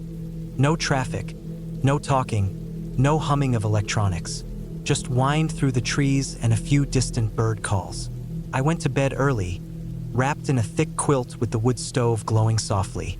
Sometime in the middle of the night, I woke up. I don't know why. There wasn't a loud sound or anything sudden. I just opened my eyes and felt like something was off. I lay still for a minute, listening. The fire had died down, and the cabin was almost pitch black except for the faint moonlight through the window. Then I heard something, faint crunching, like footsteps on leaves, not too far from the cabin. I held my breath and listened harder. It wasn't an animal rustling or a deer moving. It was too slow and deliberate, like someone trying not to be heard. Then it stopped. I stayed still for a long time. I didn't move, didn't breathe hard, just waited. Nothing. After a while, I finally told myself it was probably an animal after all, or maybe even just the wind playing tricks on me. I went back to sleep, though it took a while. The next morning, I walked around the clearing just to look. The grass was matted down in a few places like something had been walking through, but that could have been anything. I didn't see any footprints or signs of people. I made breakfast, chopped a little wood, then took a short hike into the woods. There were some old logging trails nearby, and I followed one for an hour before turning back. I didn't want to get lost. That night, it got colder. I kept the fire going stronger and stayed inside. I didn't hear anything strange, but I still had a weird feeling, like something was out there in the woods watching. I kept brushing it off. I'd spent time in the woods before. Sometimes your brain just plays tricks when you're alone. The third day was when things changed. I had gone to the shed to grab more wood and noticed something. There were fresh footprints behind the shed. Not boot prints, bare feet. They looked like a man's feet, wider and longer than mine. The prints came up from the woods, circled the back of the cabin, and went off toward the trees again. It hadn't rained, so the dirt held the shape well. I followed them for a few feet, but they vanished once the ground turned grassy and leafy. I felt a lump in my throat. I knew what I was seeing. Someone had been walking around barefoot out there, watching, maybe, I didn't know, but they hadn't come to the door, hadn't made noise. They'd been quiet, careful. I didn't like it. I loaded my rifle and kept it close the rest of the day. That night, I didn't sleep much. I kept the lamps on and the fire hot. I sat near the window just watching. Hours passed and nothing happened. Then around 2 or 3 in the morning, I heard it again. Slow, quiet steps outside. This time I didn't freeze. I grabbed my rifle and stood up, moving quietly toward the door. I didn't open it, just listened. The steps stopped. Silence. Then something brushed against the side of the cabin. A soft thump. I stayed like that until dawn. When it was light out, I stepped outside. The dirt beside the cabin had new prints. Bare feet. Same direction. In and out. They hadn't tried to come in. They just watched again. That's what scared me the most. Whoever it was didn't want to steal anything. They didn't want food or shelter. They just wanted to stay hidden, close, and keep watching. I packed everything up by mid-morning. I had paid for 5 nights, but I wasn't staying another one. I loaded the truck, locked the cabin, and left fast. On the way out, I looked in the rearview mirror over and over. Nothing followed. I didn't see anything. Back in Fallridge, I told the gas station attendant there had been signs of someone in the woods, barefoot, possibly squatting or hunting illegally. She just said it happens sometimes. That was it. No concern. Maybe it did happen a lot up there. I drove the full 6 hours back to my apartment and didn't unpack for 2 days. I couldn't stop thinking about those prints. The quiet steps. The person who didn't try to hurt me, didn't try to talk, just wanted to be close. I never went back. I still think about it sometimes, especially when I hear something outside at night. That cabin felt safe at first, but it wasn't. It was isolated, and I had no one nearby to help if anything happened. I got lucky. Maybe that person wasn't dangerous. Maybe they were just curious or lonely, but maybe they weren't. I don't care what the truth was. I'll never stay alone in a remote cabin again.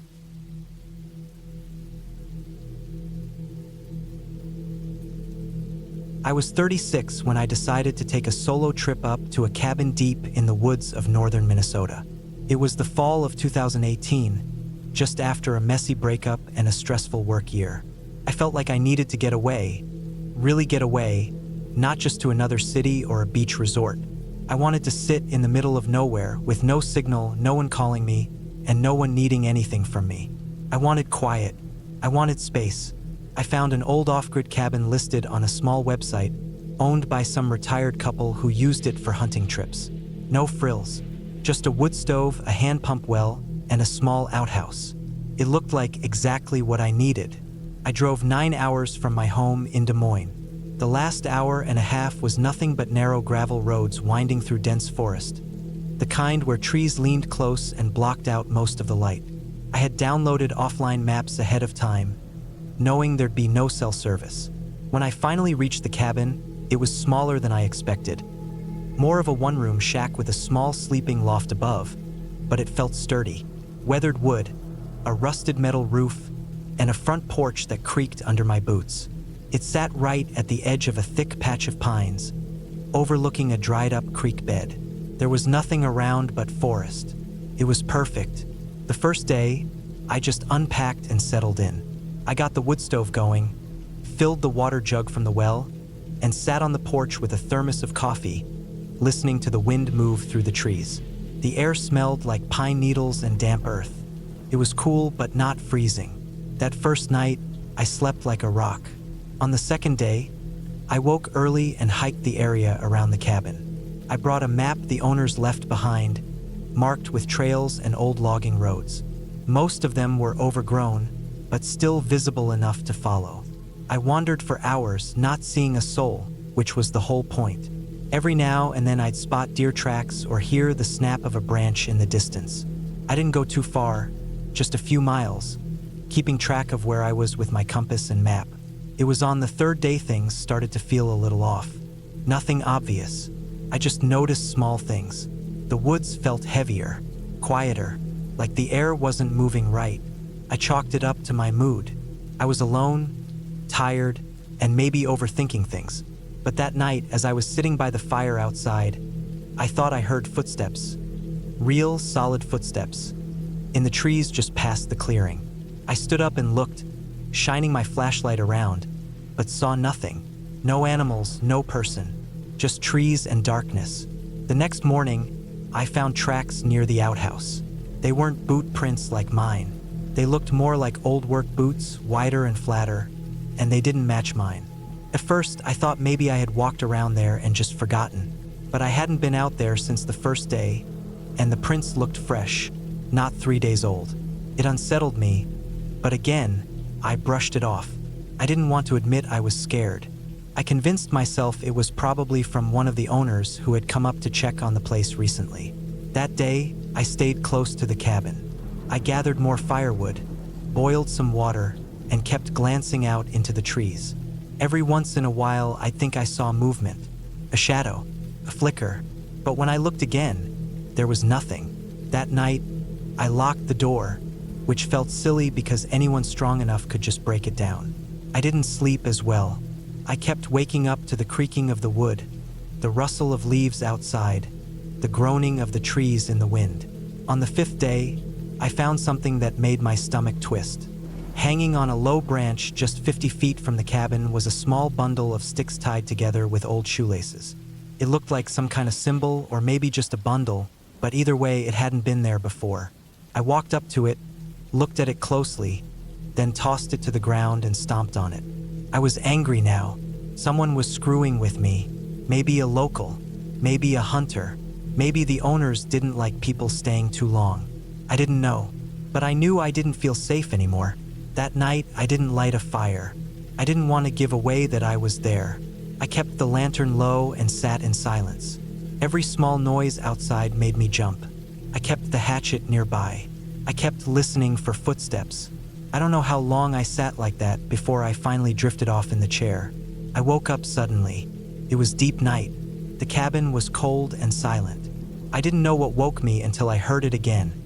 A slow, deliberate step on the porch. Then another. Creak, creak. I didn't move. I didn't breathe. The steps stopped right outside the door. I waited, frozen. Then slowly they moved away. I heard them walk off the porch. Then nothing. No footsteps fading into the woods. Just silence. I waited until daylight. Then I packed up everything. I didn't eat. I didn't even wash up. I loaded my gear, locked the cabin behind me out of habit, and got in the truck.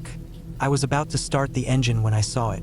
Another bundle of sticks, this time tied with twine, hanging from a tree at the edge of the clearing. I didn't even get out.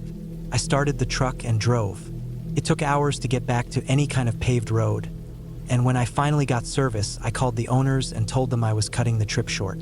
I didn't say why. They didn't ask. I never figured out who had been out there. I never saw anyone. No one followed me. Nothing happened after I left.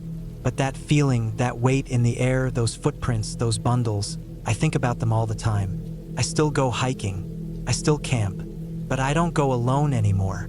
And I don't go anywhere that doesn't have neighbors within shouting distance. The cabin's still listed on the website. I checked a few months ago. Still looks the same. Same photos. Same description. I don't think they ever removed the bundles. I don't think they even knew they were there. Maybe it was just someone messing around. Maybe a squatter or some hermit out in the woods. Maybe it was all in my head, stirred up by the isolation and silence. But it felt real. Real enough to change how I think about being alone in the woods. Now, when I go out, I always bring a friend. And I never, ever ignore fresh footprints near my cabin door.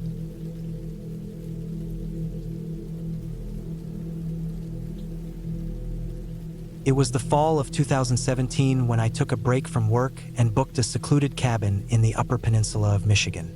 I was 33 at the time, living alone in Milwaukee, and working a desk job that was slowly draining the life out of me. I didn't want anything fancy, just something away from people, away from the noise of the city, somewhere I could be quiet and clear my head. I found this old wooden cabin listed on a private rental site. No reviews, but the pictures looked decent. It sat deep in the woods, off a narrow gravel road that branched from an even narrower county road. No neighbors, no cell reception. It was perfect. I packed everything I thought I'd need. Food for a week, water, warm clothes, boots, a sleeping bag even though the cabin had a bed, flashlight, knife, a couple books, and my old camera. I left early on a Monday morning and reached the place around 3 in the afternoon. The sky was gray, and the trees were shedding leaves fast. The driveway was barely visible through the undergrowth. The whole place looked like it hadn't seen people in a long time. I parked beside the cabin and stepped out. It smelled like damp earth and rotting leaves. The cabin was smaller than it looked in the pictures. Just a single room with a bed, a small kitchen area, a wood stove, and a table with 2 chairs. There was a bathroom attached to the back with a composting toilet and a gravity-fed shower. I unpacked, lit a fire in the stove, and heated up some canned chili. That night, I sat outside on the small porch, listening to the wind move through the trees and the occasional crack of a branch falling somewhere in the forest. Felt peaceful. The next morning, I woke up early and went for a walk. There was a narrow trail leading behind the cabin, marked only by old tree blazes.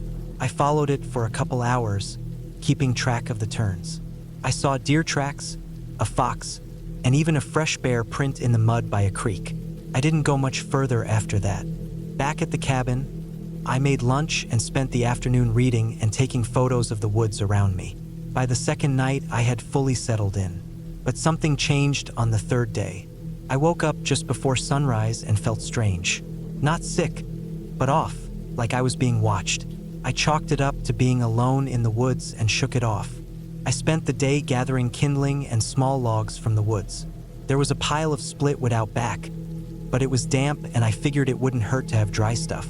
While I was out, I found a spot about 200 feet from the cabin where the underbrush was flattened, like something had been sitting or lying there. I assumed it was a deer bed. That night, I couldn't sleep well. Every small noise outside made me flinch. I told myself it was just animals. Raccoons, maybe a porcupine. But I still got up and checked the window a couple times. I never saw anything. The next morning, I found fresh prints near the porch. Not animal tracks, boot prints. They circled the cabin, stopped by the windows, and led back into the woods. I froze when I saw them. They weren't mine. My boots had a different sole pattern. These were larger, wider, and had deep tread. Someone had walked around the cabin while I was sleeping. I checked the locks, checked my supplies. Nothing was missing. I didn't hear anything in the night. No voices, no footsteps. I didn't even own a gun, and I started regretting that. I had a knife and a small hatchet, but they didn't feel like enough. I stayed close to the cabin that day, too on edge to relax. I didn't even eat much. That night, I locked the door, barricaded it with the table and chairs, and kept the hatchet beside me in bed. I barely slept. Every sound outside made me sit up. At some point in the night, I heard something brush against the side of the cabin. Just a soft scrape, like cloth or fur against wood. I held my breath and didn't move. After a while, it stopped. The next morning, the boot prints were back. This time, they came from the woods, walked up to the porch, then disappeared back into the trees. Whoever it was had come again. I decided I needed to leave. I packed up quickly, but when I tried to drive out, the gravel driveway was blocked. Someone had dragged a downed tree across it. It wasn't there before. I tried moving it, but it was too big to budge. I went back to the cabin and spent the day pacing, thinking. My phone had no signal, and the nearest town was a long hike. I had no idea if the person would come back again. That night, I didn't sleep. I stayed up by the fire, listening. Around midnight, I saw a light moving through the woods. A flashlight. It was faint but steady, bobbing between the trees. It stopped not far from the cabin, then went dark. I sat there with the hatchet in my lap until dawn. When light finally came, I went outside. The prints were there again. They led around the back this time, then back into the woods. I checked the tree blocking the driveway. It hadn't moved. I was done. I grabbed my pack and started walking. I didn't care how far it was. I had to get out. I followed the road for over 6 miles before a truck finally passed. I stepped into the middle of the road and waved them down. The driver, a local guy, looked surprised when I told him where I'd come from. He said that place had been empty for years. The owner died a decade ago, and nobody had been out there since. I didn't say much else. He drove me into town, and I caught a ride back home a few days later. I never went back to that cabin. I never even looked it up again. I just wanted to forget it. I still don't know who was out there. Maybe a squatter. Maybe someone who thought they owned the place. Maybe just some guy who liked scaring people. But I know this, whoever it was, they waited until I was deep in the woods, far from help and completely alone. They watched me, walked around while I slept, made sure I couldn't leave.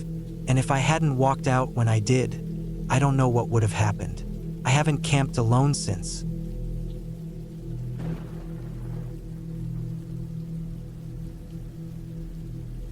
It was October of 2019 when I took a solo trip to a remote cabin in the mountains of eastern Wyoming. I was 32 at the time, recently divorced, and needed a break from my day-to-day life in St. Louis.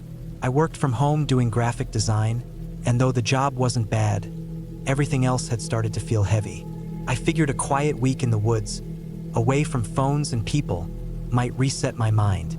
The cabin belonged to a friend of a friend, someone I'd never met but who wasn't using it that fall.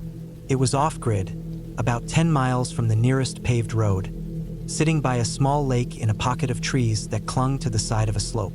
I had to drive my Subaru as far as the logging road allowed, then hike a couple of miles with a pack. I left my car at a pull-off spot marked by an old rusted sign that simply read, Post Creek Trail. I arrived around mid-afternoon. The hike-in wasn't bad, just a little chilly. The air was dry and carried the smell of pine and cold dirt. The trail led through brush and trees that had already started to drop their leaves. Every few minutes, a gust of wind would shake a little shower of yellow and brown leaves down. The forest was quiet except for the wind and my boots crunching the path. The cabin was small but solid. It had one main room with a wood stove in the corner, a simple cot, a wooden table, and shelves that held old camping gear, lanterns, and canned food. There was an outhouse down a short path and a water pump that needed priming near the back. I unpacked my gear, set up my sleeping bag, and brought in a stack of firewood that had been left under the overhang. That first night, I sat on the small porch and watched the lake reflect the last orange light of the day. There were no lights, no voices, no cars. Just the trees, the lake, and the crackling sound of the wood stove inside. I fell asleep early and slept straight through till morning. The next few days were peaceful. I hiked around the lake, took photos of deer and birds, read old paperbacks from the shelf, and even tried fishing with a rod I found in the corner. The lake didn't have much, but I caught a small trout on the second day and cooked it over the fire. Felt good to be alone. But things started to change on the fourth day. That morning, I noticed tracks around the cabin. At first, I thought they were from deer, but they were wrong. Too wide, too spaced out. I crouched down and looked closer. The prints were from boots, big ones, larger than mine and heavy enough to press deep into the dirt. They circled the cabin, passed by the outhouse, and disappeared into the trees behind the water pump. I hadn't seen anyone in days. Not a single sign of another hiker. No vehicles, no campfires. Nothing. I stood there for a long time just listening. The woods were quiet. No birds, no wind. That night, I didn't sleep as well. I left the lantern burning and kept the fire going. Every sound outside made my stomach tighten. I thought about hiking back to the car, but I convinced myself it was probably just a hunter or some other camper passing through. But the next night confirmed it wasn't something random. I woke up to the sound of movement outside. It was just after 2 a.m. I checked my watch by the lantern light. I stayed completely still and just listened. Footsteps, slow, steady, moving through the leaves around the cabin. I held my breath. The footsteps stopped for a moment, then picked up again. Something brushed the side of the wall, a soft scraping noise. I reached for the axe I'd brought in with the firewood and just sat there on the cot, listening. Then I heard the porch creak. Whoever it was stood out there for a while. I didn't move. I didn't breathe. Finally, the footsteps moved off.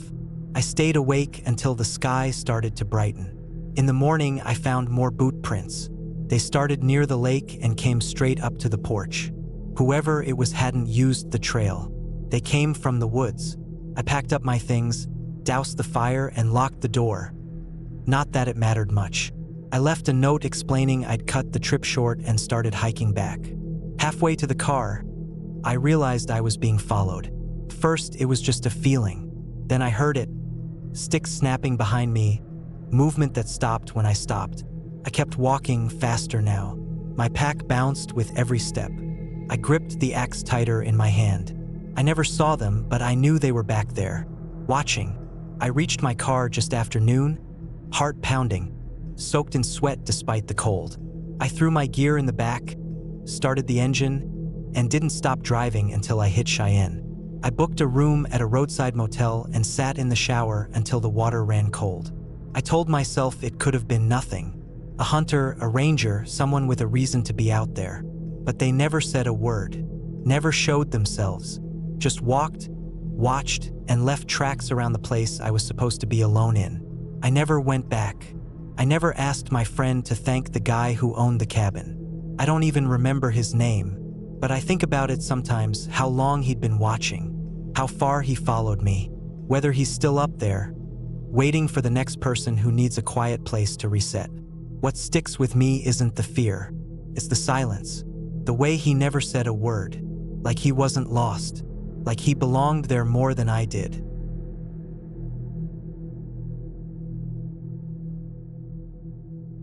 It was the summer of 2018 when I decided I needed a break from the city. Life had been too loud, too crowded, too fast. I was living in Dayton, Ohio at the time, working a dead-end office job that drained me day by day. I had just turned 31, and something about the number hit me harder than I expected.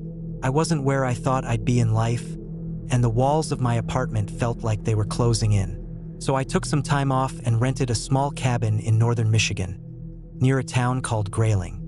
It wasn't completely off-grid, but it was far enough from the nearest neighbors that you could scream at the top of your lungs and no one would hear. That isolation was what I thought I needed. Just some time alone with nature. No phone, no emails, no traffic.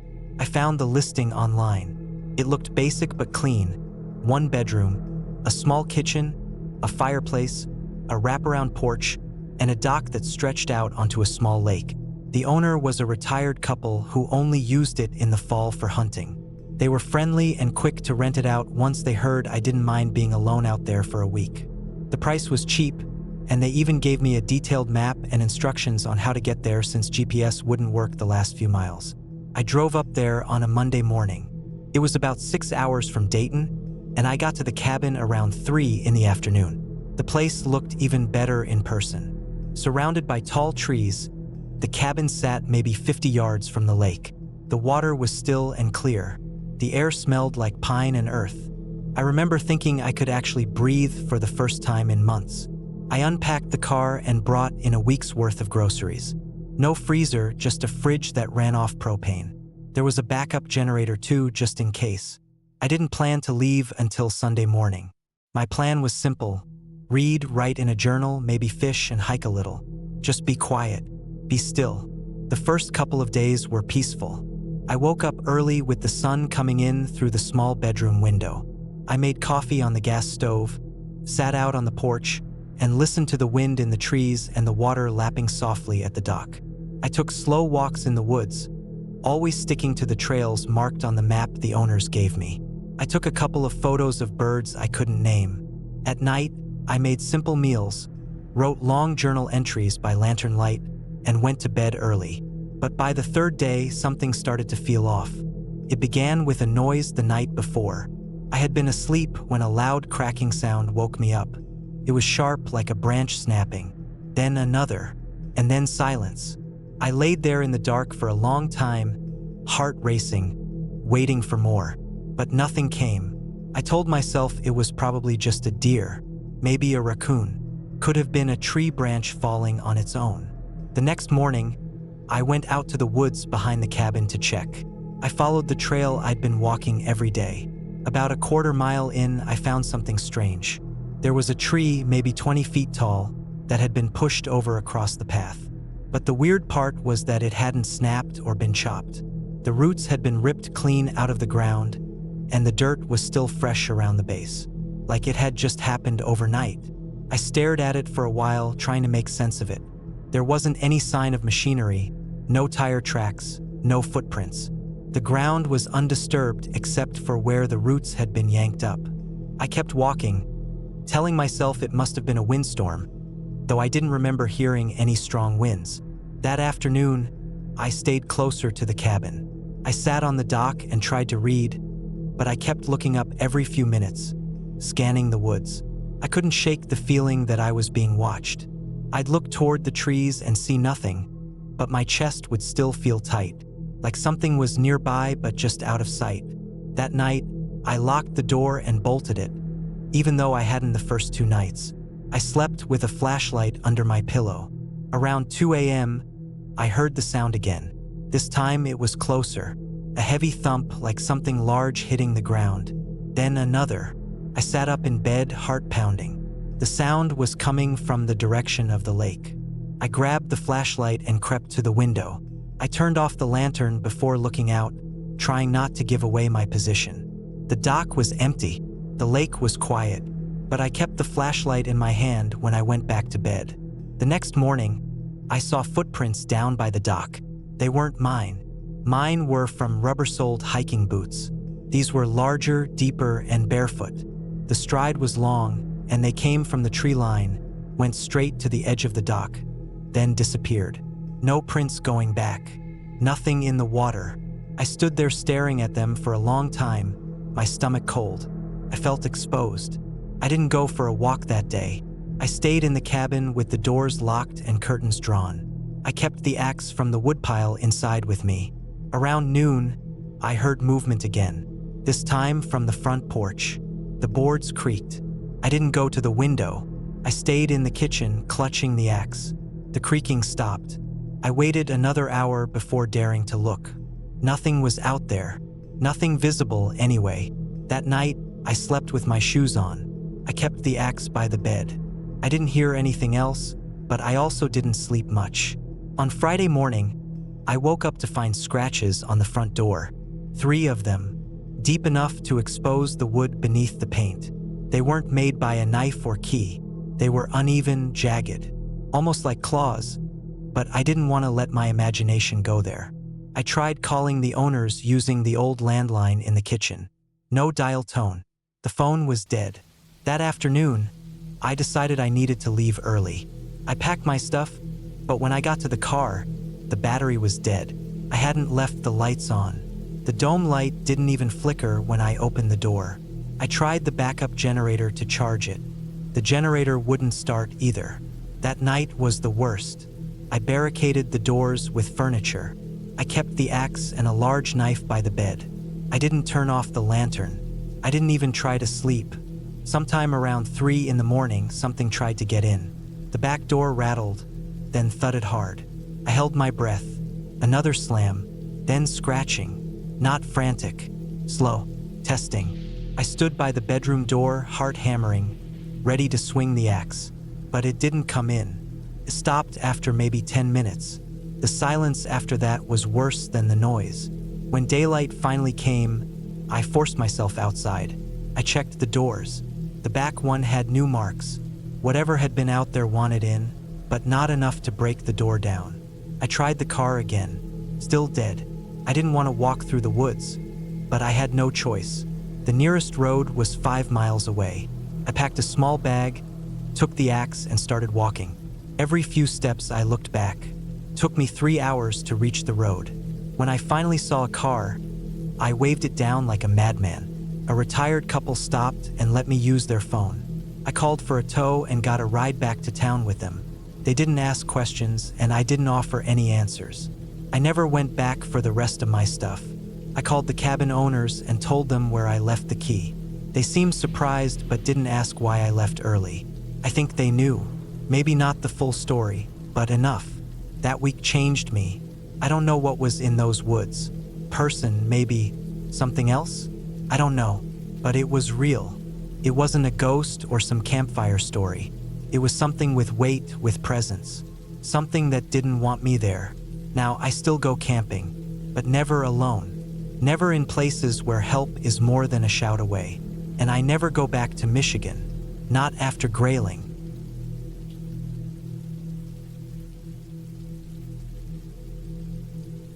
I was 32 when I decided to take a week off from work and get out of the city. I lived in Milwaukee at the time, and the noise and traffic and constant movement were getting to me. I was working in IT support, sitting in front of screens all day, helping people fix problems they didn't understand and often didn't even try to. My apartment was small, the neighbors were loud, and everything just felt too close.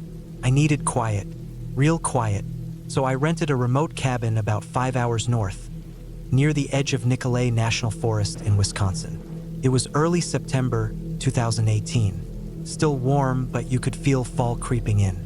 The cabin was listed on a low-budget rental site. No reviews, just a few blurry photos showing an old wooden structure surrounded by trees. It didn't have much, but it had a bed, a wood stove, and a small kitchen. That was enough. I brought some basic groceries, a cooler of water, a knife, a flashlight, batteries, and a few books. I also brought my .38 revolver. Not because I expected to use it, but because being alone in the woods just feels different when you know you're not entirely helpless. The drive was long. Once I passed Green Bay, the roads turned narrow and cracked. Trees started closing in on both sides. I didn't see another car for miles. When I finally reached the turnoff for the cabin, it was just a dirt path, barely wide enough for my Honda Civic. Branches scraped the sides as I drove in, and I had to stop twice to move fallen limbs. The cabin sat in a clearing at the end of the path. It looked older than the pictures made it seem. The wood was dark, the roof sagged in the middle, and there were long scratch marks across the front door like someone had dragged something heavy with nails or claws. I told myself it was probably just a bear or a raccoon trying to get inside. I opened the door, creaked but didn't stick. Inside, the place smelled like damp wood and dust. There was no electricity, just a few oil lamps and candles. A single narrow window let in a little light. I unpacked, lit a lamp, and sat on the front step as the sun went down. The silence was thick. No cars, no people, just the wind through the trees and the occasional rustle from some animal out there. I tried to read, but my mind wandered. I felt watched, not by anything supernatural, just maybe a fox or a coyote, something with eyes. The first night passed uneventfully. I slept with the revolver on the small table next to the bed, but I didn't hear anything except the wind. The second day, I hiked a few miles into the forest, following a barely marked trail. I didn't see another soul. That night, I started to feel the strangeness of the place more. I was cooking a can of soup on the old propane stove when I heard snapping from the trees. Not twigs, branches. Something heavy. I stepped outside and aimed my flashlight toward the sound, but the light didn't reach far. I called out just in case it was a person, but there was nothing. Just silence again. On the third morning, I noticed something weird.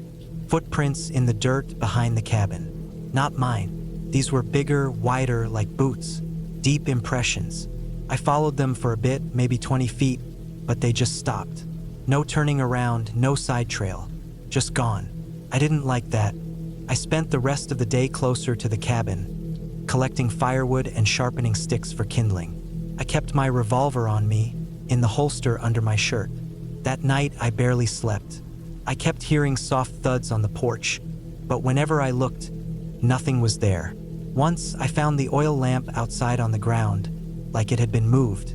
I hadn't taken it out. I checked the door locks twice. I nailed a piece of wood across the back window, just in case. On the fourth morning, I decided I'd had enough of hiking. I spent most of the day inside. I didn't have cell signal out there, and there was no radio, no way to reach anyone unless I drove 20 miles back to the nearest gas station. Around noon, I heard an engine in the distance, a low, slow rumble. I waited for it to get closer, but it never did. It stopped eventually, and I told myself it was probably a hunter on a four-wheeler.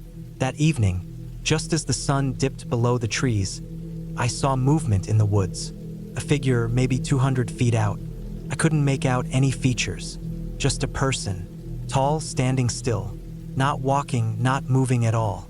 I stood frozen in the doorway, one hand on my revolver. I blinked, and the figure was gone. I didn't sleep that night either. The fifth morning, I found deep gouges on the rear wall of the cabin. Fresh, like they'd been made overnight. Not animal marks. These were straight lines, parallel, like made with a blade. I didn't know what to think. I packed my things, but my car wouldn't start. The battery was dead. I checked the terminals, nothing was loose. The dome light still worked. It wasn't the battery. I looked under the hood and saw something that made my stomach drop. The battery cables had been cut. Clean, straight, like with wire cutters. I ran back inside and locked the door. I kept the revolver in my hand all day. Every noise outside made me jump. Every creak of the cabin felt louder than it should. Around sunset, I saw the figure again. Closer this time, maybe 100 feet. Still not moving, just watching. I aimed my gun and shouted, but they didn't react. I fired once into the air. The sound cracked through the trees like a firework. When I looked back, the figure was gone again. That night, I didn't sleep. I stayed awake in a chair facing the front door. Every so often, I'd hear footsteps outside. Slow, careful ones. Then scratching. Not at the door, at the walls. Like someone dragging something sharp along the wood. I wanted to scream. I wanted to run. But there was nowhere to go. Just woods and darkness. The sixth day, I decided to walk. 20 miles to the gas station. I packed water, food, the revolver, and left a note on the cabin table saying where I was going. I made it maybe 4 miles before I saw the figure again. Standing in the trees, just off the path. Still still, watching. I turned around and went back to the cabin. I didn't know why. Maybe I thought I could wait it out. Maybe I just didn't want to be followed through the woods. That night, I set traps.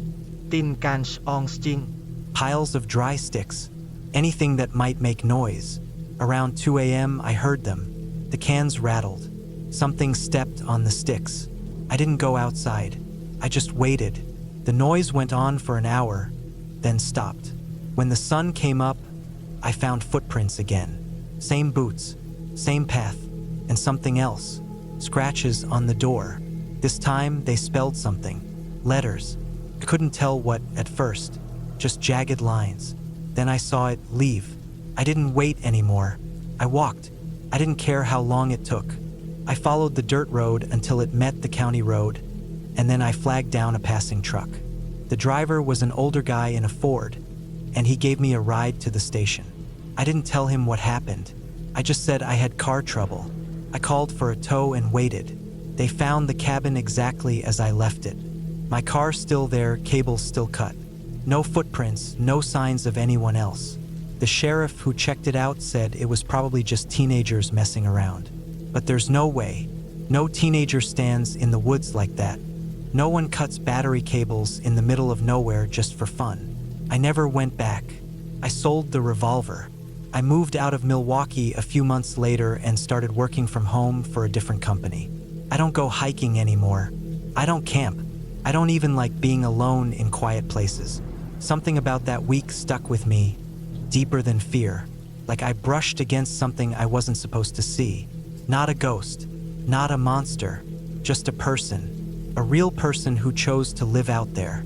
Or maybe didn't live there at all. Maybe they just wait for someone to come too far into the woods. I'm glad I left when I did. I don't know what would have happened if I stayed one more night.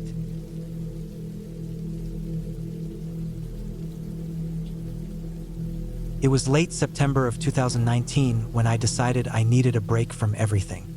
My job had been eating me alive for months, and I hadn't slept properly in weeks.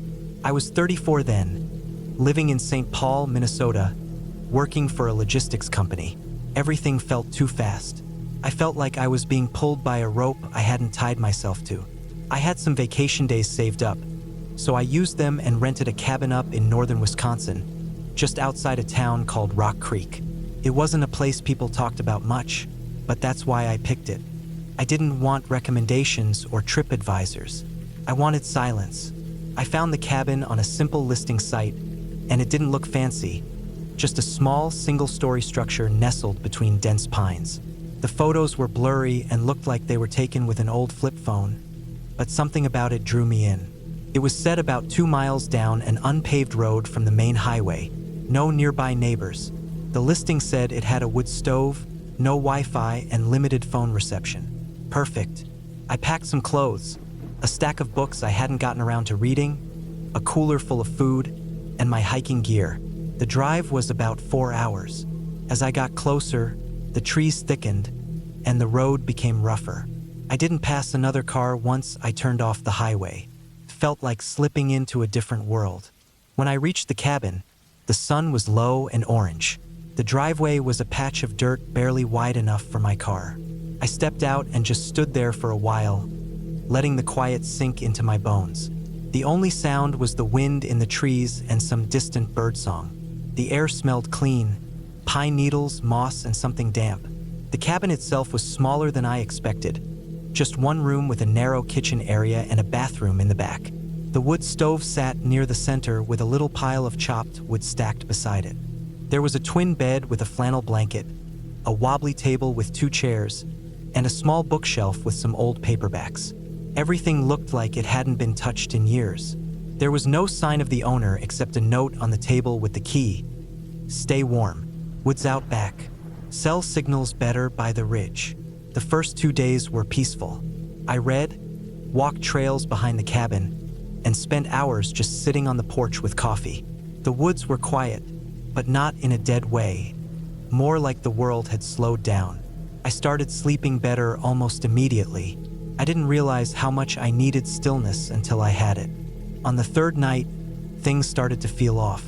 I had just finished a long hike and gotten back around dusk. The air was colder than before, and clouds had rolled in. I lit a fire in the stove and made a can of soup on the propane burner. I was reading when I heard something crunch outside, something heavier than the usual rustling of deer. I froze and listened. Another crunch. It sounded like footsteps. I grabbed the flashlight and stepped out onto the porch. The beam of light cut through the darkness, but I didn't see anything at first. Then I noticed something strange near the edge of the trees. Broken branches, freshly snapped. Whatever had been there was big, too big to be a deer. I went back inside and locked the door. I told myself it was probably a bear, even though I hadn't seen any sign of one before. That night I slept light. Every little creak made my heart race. I kept the flashlight next to the bed. The next morning, I walked out to where I saw the broken branches. The ground was disturbed, like something had moved through the undergrowth in a hurry. No paw prints, though, just a long trail of bent grass and snapped twigs. I followed it for a bit, but it vanished into a mess of thick brush. I decided to let it go.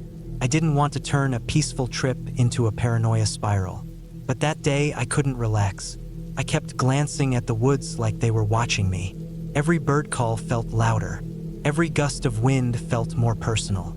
I tried to read but kept losing my place. I went to bed early, but it took me hours to sleep. Around 2 a.m., I woke up to a sound, something scraping against the cabin wall. It was slow, like claws dragging across wood. I held my breath. The scraping stopped, and then came a soft thud, like something bumped against the wall. I stayed still for what felt like forever. Eventually, I got up and looked out the window. Nothing, just trees and darkness. I barely slept that night. The next morning, I decided I needed to hike to the ridge where the note said cell signal was better. I wanted to check in with someone, just to feel less alone. I packed some snacks and water and started walking. The hike took longer than I thought. The ridge was steeper, and the trail less clear. I got to the top and stood on a flat rock, holding up my phone until I got one bar. I texted my sister just to let her know I was fine. She didn't respond, probably busy with work. I stood there for a while, just taking in the view. Trees stretching for miles in every direction. Not a single sign of civilization. On the way back, I got turned around. The trail seemed different. I don't know how it happened, but I lost track of where I was. I tried to retrace my steps, but the woods all looked the same. After an hour of circling, I finally found a familiar rock formation and followed it downhill. My legs were tired and I was hungry and frustrated. When I got back to the cabin, the front door was open. I was sure I had locked it. I stepped inside, heart pounding. Nothing looked disturbed, but something felt off. I checked my bag. My flashlight was missing. So was the folding knife I kept in the kitchen drawer. Nothing else was gone. Not the food, not the books, just the tools. I spent the rest of the day with my back to the wall, watching the window. I didn't leave the cabin. That night, I pushed the table and chairs in front of the door. I kept the fire going and clutched the axe I found out back. At some point past midnight, I heard footsteps on the porch, slow, deliberate. They stopped at the door. Then nothing, just silence. I didn't sleep. By morning, I had made up my mind. I was leaving. I didn't care if I wasted the rest of my time. I packed everything, threw it in the car, and drove off without looking back. About 20 minutes down the road, I saw something that chilled me. Off to the side, where the trees thinned, I saw a figure standing still, just standing. It was far, but I could tell it was tall, wearing dark clothes and just watching. I drove faster. When I got back to the highway, I didn't stop until I reached Duluth. I checked into a motel and stayed up all night watching TV with the lights on. I didn't tell anyone what happened. I just told them I cut the trip short. A week later, I got a text from my sister. "Did you mean to send that?" I had no idea what she meant. I asked her what she was talking about. She sent me a screenshot. It was a photo I didn't take, of me sleeping in the cabin. The angle was from outside the window. The timestamp matched the night I heard the footsteps. I sold most of my camping gear after that. I haven't been back to the woods since. I moved out of St. Paul a year later. I live in a small apartment in a busy part of Milwaukee now. Lots of people, lots of noise. I miss the peace sometimes, but I'd rather hear car horns than silence now. I still think about that place. I looked for the cabin listing again months later. The page was gone. The road it was on doesn't even show up on the map anymore. I don't know what was out there. I just know I wasn't alone.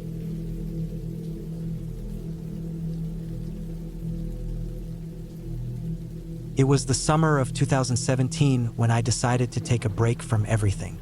I was 32 at the time, working a dead-end desk job in a small city in northern Ohio. I was burned out, tired of the noise, traffic, and the routine that made every day feel like the last. I needed time away, just me and nature. I didn't want anything fancy or social, just a quiet place where I could breathe. So, I rented a remote cabin in the upper part of Michigan, near the edge of the Ottawa National Forest. The listing said the cabin was old but clean, basic but comfortable, and most importantly, far from civilization. That was exactly what I was looking for. No phone reception, no neighbors within miles, just trees, dirt roads, and silence. The drive there took nearly 10 hours. The last stretch was down an unmarked gravel road that went on forever, winding through thick woods. It was already early evening when I pulled up to the cabin. It looked exactly like the pictures, small, wooden, and a bit worn out. A single solar-powered light above the porch flickered as the sun started to dip behind the trees. Inside, it was simple. One main room with a bed, a small kitchen, a table with 2 chairs, and a wood stove. A narrow hallway led to a bathroom that had an old clawfoot tub and a toilet that ran off a well pump. There was no TV, no Wi-Fi, and no distractions. I unpacked quickly, cracked open a beer, and sat on the porch watching the sun go down. The quiet was almost unnerving at first. No cars, no people, no hum of electronics. Just the occasional bird call and the rustle of wind through the pines. That first night, I slept better than I had in years. The bed was hard and the blankets scratchy, but the peace was like medicine. I woke early and spent the morning exploring the woods around the cabin. There was no trail, but the trees were spaced out enough that I could wander freely. After a couple of hours, I found a stream about a half-mile downhill from the cabin. The water was clear and cold. I sat there for a while, just watching it move, tossing pebbles into it, letting the current carry leaves past me. The next few days were perfect. I fell into a rhythm. Wake up with the sun, eat, hike, read, nap, sit on the porch, go to bed when it got dark. I started writing in a notebook again, something I hadn't done in years. My thoughts felt clearer. Even the constant buzzing of anxiety I'd carried around for years started to fade. But around the 4th night, something changed. I woke up around 3 a.m. I didn't know why. The cabin was completely silent, which wasn't unusual. But the air felt different, heavy, still, like everything was holding its breath. I stayed in bed, listening. I figured maybe a storm was coming, but there was no thunder, no wind, just that thick, unnatural stillness. I drifted back to sleep eventually, but the next morning the air still felt weird. It was humid and hot even though it had been cool every day before. The birds were quiet. I went for a short walk, but I didn't go far. Something about the woods felt off. I couldn't explain it, like I wasn't supposed to be there. Back at the cabin, I tried to shake the feeling. I made lunch, read a bit, sat on the porch. But that sense of unease stuck with me. That night, I double-checked the locks even though I hadn't seen another person since I arrived. I pushed a chair under the doorknob too, just in case. I laughed at myself for doing it, but I didn't undo it either. The next day, I stayed close to the cabin. I kept glancing over my shoulder when I was outside. I started noticing things, small things, like twigs that were broken in odd places, stones that looked like they had been stacked, then kicked over, a patch of dirt near the edge of the woods that looked freshly disturbed. Could have been animals, probably was, but I couldn't shake the feeling that I wasn't alone anymore. That night, I barely slept. Every sound made me jump. I swear I heard footsteps outside the window, but when I looked, there was nothing. The forest was still again, like it had been the night before. I thought about leaving the next day, but I didn't want to give in to paranoia. I told myself I was just tired, maybe a little dehydrated. The next morning, I found something that made me decide. Near the stream, there were footprints in the mud. Human footprints, barefoot. They weren't mine. I wore boots every time I went out. These prints were smaller and looked fresh. There were 3 sets, all going toward the direction of my cabin. I didn't pack slowly. I grabbed my things and threw them into the truck. I didn't even bother folding my clothes or dumping out the cooler. I just wanted to be gone. But when I turned the key, the engine didn't start. Nothing. No click, no lights. The battery was dead. I sat in the driver's seat for a minute, staring at the steering wheel, trying to keep calm. I had a solar charger in the cabin and I had jumper cables, but there was no one to jump the battery. The nearest road was at least 6 miles away, and even if I made it, I hadn't seen another car since I got there. I took the charger and hooked it up, but it would take hours. So I locked the truck, went back inside, and waited. I didn't go outside again. I kept the shades down and the lights off. I stayed low and watched the woods through a crack in the curtain. Right before dark, I saw something move between the trees. It was far away, too far to make out clearly. But it was a person. They moved low, slow, like they were trying not to be seen. Then I saw another one, and another. 3 of them, barefoot. They were circling, watching. I stayed crouched in that spot until the sky went completely black. I didn't light a candle. I didn't move. I didn't sleep. I checked the charger every few hours. Around 3 a.m., it had just enough juice. I ran to the truck, heart pounding, and tried the key. The engine sputtered, coughed, and finally started. I didn't wait. I floored it in reverse, turned around, and flew down the gravel road. I didn't stop for anything. Branches scraped the sides, and I bounced hard over dips and rocks. But I didn't let up. It took me almost 2 hours to get to a gas station. I parked under the lights and just sat there for a long time. I didn't cry. I didn't say anything. I just sat. My hands were shaking too hard to hold my coffee. I never reported it. What would I even say? I didn't see a crime. I didn't see faces. I don't know what they wanted, but I know what I felt. I felt hunted. I felt like I had been watched for days. I never went back to that area. I canceled the rest of my vacation and drove straight home. I changed my phone number. I sold the truck. I moved to a different city. I didn't tell anyone the real reason. I just said I needed a change. I haven't taken a solo trip since. I still love the woods, but now I keep to the trails. I stay where there are people, where there's cell service. I don't go off-grid anymore. Somewhere out there, maybe deep in that forest, there are people who live in silence, who walk barefoot, who don't want to be found. I don't know who they were or what they were doing, but I know they saw me, and I know they didn't want me there.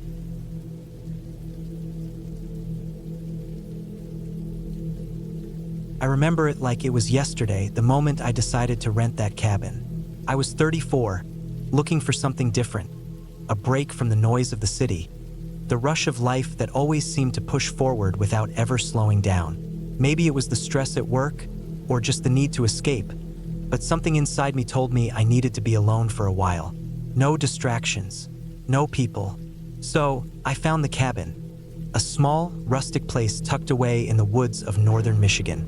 The listing said it was a quiet retreat, perfect for getting away from everything. It was cheap too, which made it even more appealing.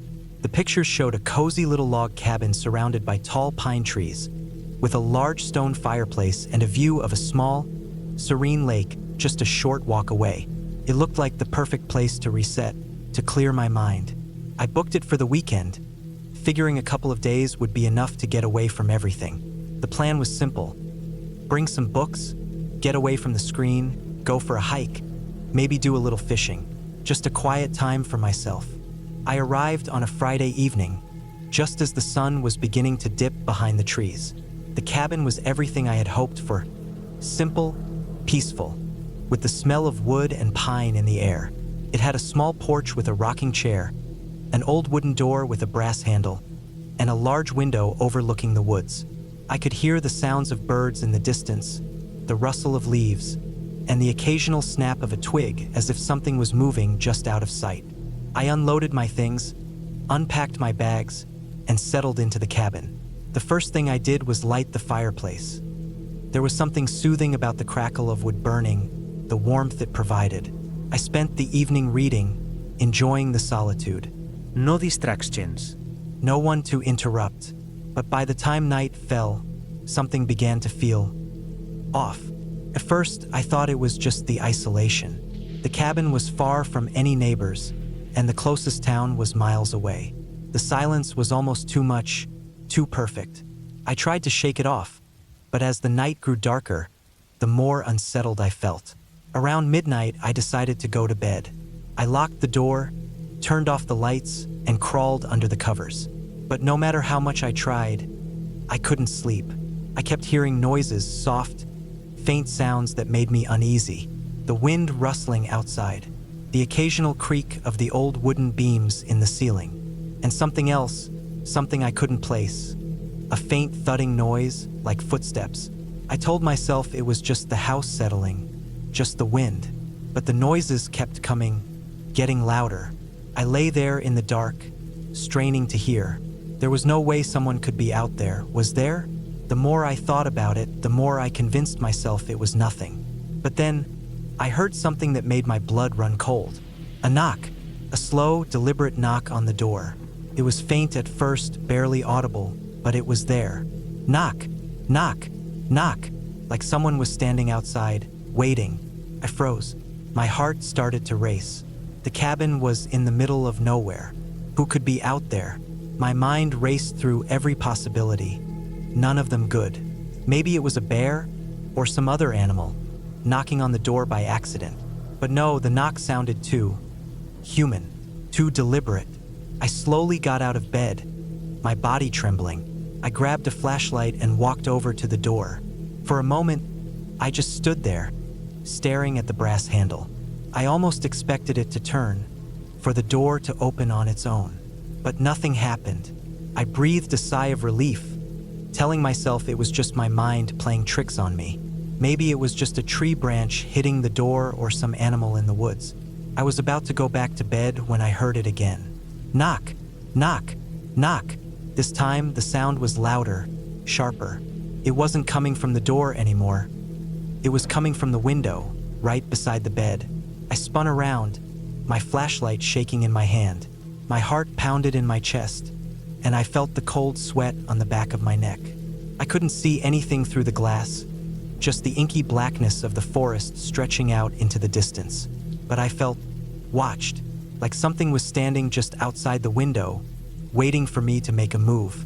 I backed away from the window slowly, not daring to take my eyes off it. My hands were clammy, my breath shallow. I knew I had to do something. Call the police, check the locks, anything. But I couldn't make myself move. Something was telling me to stay still, to not make a sound. The knock stopped, but I still couldn't shake the feeling that someone, or something, was out there, just beyond the glass, waiting for me to act. I sat back down on the bed, trying to calm my racing heart. I told myself it was just a prank, a simple mistake. Maybe some kids had found their way out here and thought it would be funny to knock on the door. But deep down, I knew it wasn't a joke. This was something else, something I couldn't explain. I spent the rest of the night wide awake, my ears straining for any sound, any hint of movement outside the cabin. But there was nothing, no more knocks, no more footsteps. The silence returned, thick and suffocating. The next morning, I decided to shake off what happened. I went for a walk around the property, trying to get my bearings and clear my head. The woods were quiet, peaceful. The sunlight streamed through the trees, casting long shadows on the ground. It felt normal, like nothing had happened the night before. But as I walked, I noticed something strange. There were footprints, fresh ones, leading from the edge of the forest toward the cabin. They were large, heavy prints, like someone had been walking around the cabin. I knelt down to examine them, my heart racing again. They were too big to be from any animal I recognized. And the way they were spaced out, like someone had been pacing back and forth, it felt wrong. I followed the tracks for a little while, my mind spinning with possibilities. Had someone really been out there last night? Were they still here? The thought made my stomach turn. I turned back toward the cabin, my pace quickening. I needed to get out of there. Something wasn't right, and I didn't know what. By the time I made it back to the cabin, the unease had settled deep in my chest. I packed up my things, ready to leave. The idea of staying another night was unbearable. But as I was loading my car, something caught my eye. A small, crumpled piece of paper was stuck to the windshield. I carefully peeled it off and unfolded it. In shaky handwriting, it read, "I know you're here. You're not alone." I dropped the paper as if it had burned me. My breath came in short gasps, and my legs felt like they might give way beneath me. Someone had been watching me. Someone had been in the woods, and they were still out there. I got in my car without another thought, slamming the door behind me. I didn't even check the rearview mirror as I drove away, not wanting to know if anything or anyone was following me. All I could think about was getting home, getting back to the safety of people and noise. But as I left the woods behind, I knew one thing for sure. I would never stay in a remote cabin again. Not after that. The drive home felt long, but eventually the cabin was far behind me. The road stretched out ahead, empty and peaceful. And for the first time in what felt like forever, I felt like I could breathe again. But every time I glanced into the trees on the side of the road, I couldn't shake the feeling that I was being watched.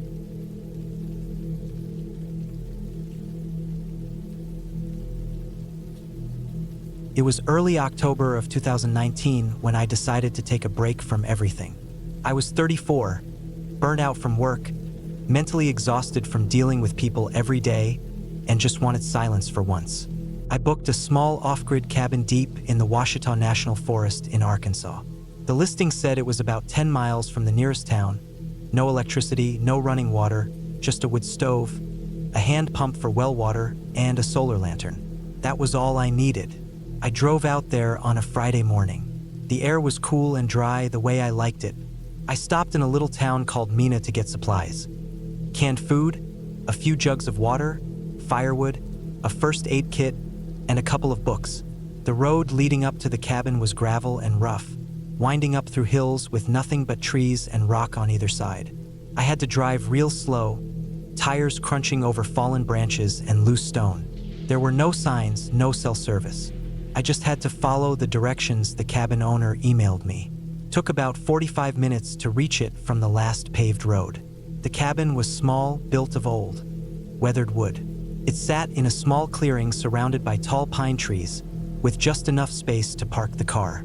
There was a rusted metal chair on the porch and a fire pit about 20 feet from the front steps. The place was quiet, no cars, no people, no noise, just wind, birds, and the occasional creak of the trees swaying. I brought my bags inside. It smelled of wood smoke and dust. One small room with a cot, a little table, a wood stove, and a shelf with some old pots and pans. The outhouse was about 50 feet out back. The first day went smooth. I read a bit, made a small fire, boiled water for coffee, and just sat outside doing nothing.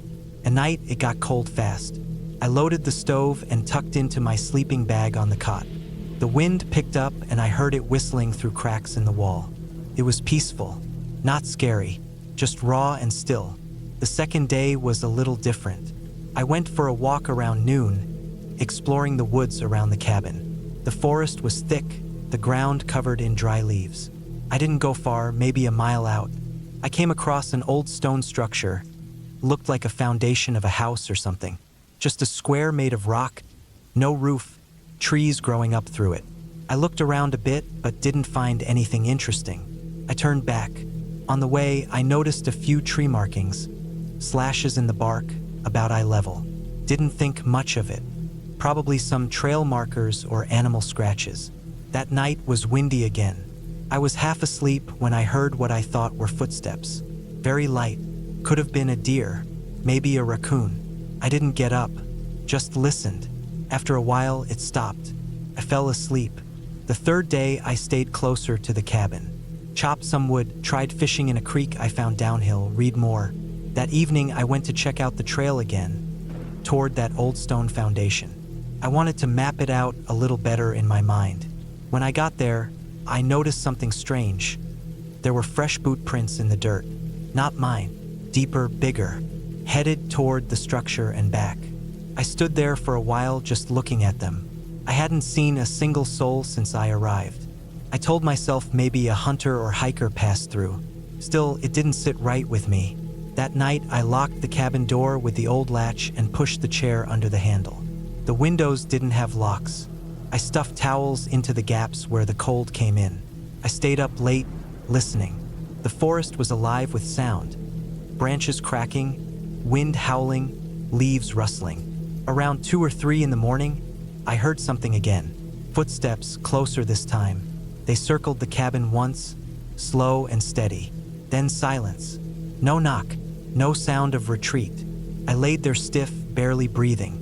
I don't know how long I stayed like that. When I finally got up, it was already bright out. I checked around the cabin. There were no prints. The ground was dry, hard, covered in pine needles. But I know what I heard. I stayed near the cabin all day. I kept the axe with me, just in case. Didn't feel right going far. Every sound felt amplified. Even the squirrels made me jumpy. That night, the noises returned. Footsteps again, this time slower, dragging. Then silence. Then a tapping. Just one tap every few minutes on the back wall. I couldn't bring myself to look. I just sat on the cot with my sleeping bag pulled up, axe in my lap. It went on for hours. I didn't sleep. I didn't move. Then, nothing. Just silence. I stayed like that until light came through the cracks. By the 5th day, I knew I had to leave early. My booking was for a full week, but I didn't care. I packed everything fast. Didn't eat. Didn't drink. I just loaded up the car and got ready to drive out. That's when I noticed it. The back of the cabin, the wall with the tapping, it had fresh scratches. For long gouges, deep and jagged, low to the ground like someone used a tool or maybe even nails. It wasn't there when I first arrived. I would have seen it. I didn't wait. I drove out fast, skidding on the gravel. I didn't stop until I hit pavement. I got back to Mina around noon and just sat in a gas station parking lot for an hour. I didn't tell anyone what happened. I didn't even look back at the forest. I just filled up and drove home. When I got home, I couldn't sleep right for weeks. Every little noise made me jump. I kept checking my doors and windows. I even bought a security system. I told myself it was probably just someone messing with me. A local maybe who didn't like strangers. Or maybe some unstable person living out in the woods. I don't know, but it felt planned. Deliberate. Like whoever it was knew I was alone. Knew I was listening. I still go hiking sometimes, but never alone. I haven't been back to Arkansas since. And I won't ever book a place that remote again. I wanted silence and I got it, but it wasn't peaceful. It was the kind of silence that listens back. Sometimes when I wake up at night, I still think I hear tapping. But I always remind myself I'm home now. I've got neighbors, locks, cameras. I'm not in those woods anymore. But that feeling, like I wasn't really alone out there, it hasn't gone away.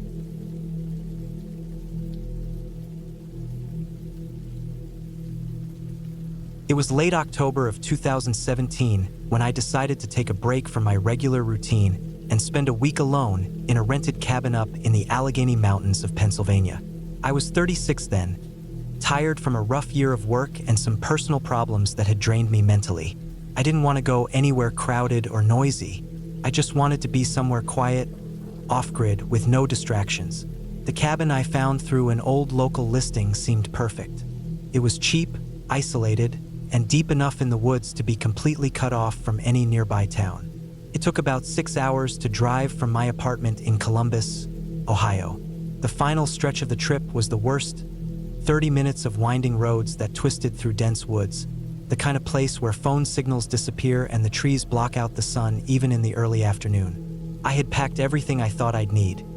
Canned food, a few gallons of water, warm clothes, a camp stove, a first aid kit, and a couple of paperbacks. The cabin supposedly had a small generator for lights and a propane heater. I wasn't expecting luxury. I just wanted quiet. When I finally got there, I was surprised at how small the place was. It sat on a little slope above a creek, surrounded on all sides by thick trees. The gravel path ended just before the small wooden porch. The cabin itself was old, probably built in the 60s or earlier. The wood was weathered and gray, the windows covered with dusty mosquito screens.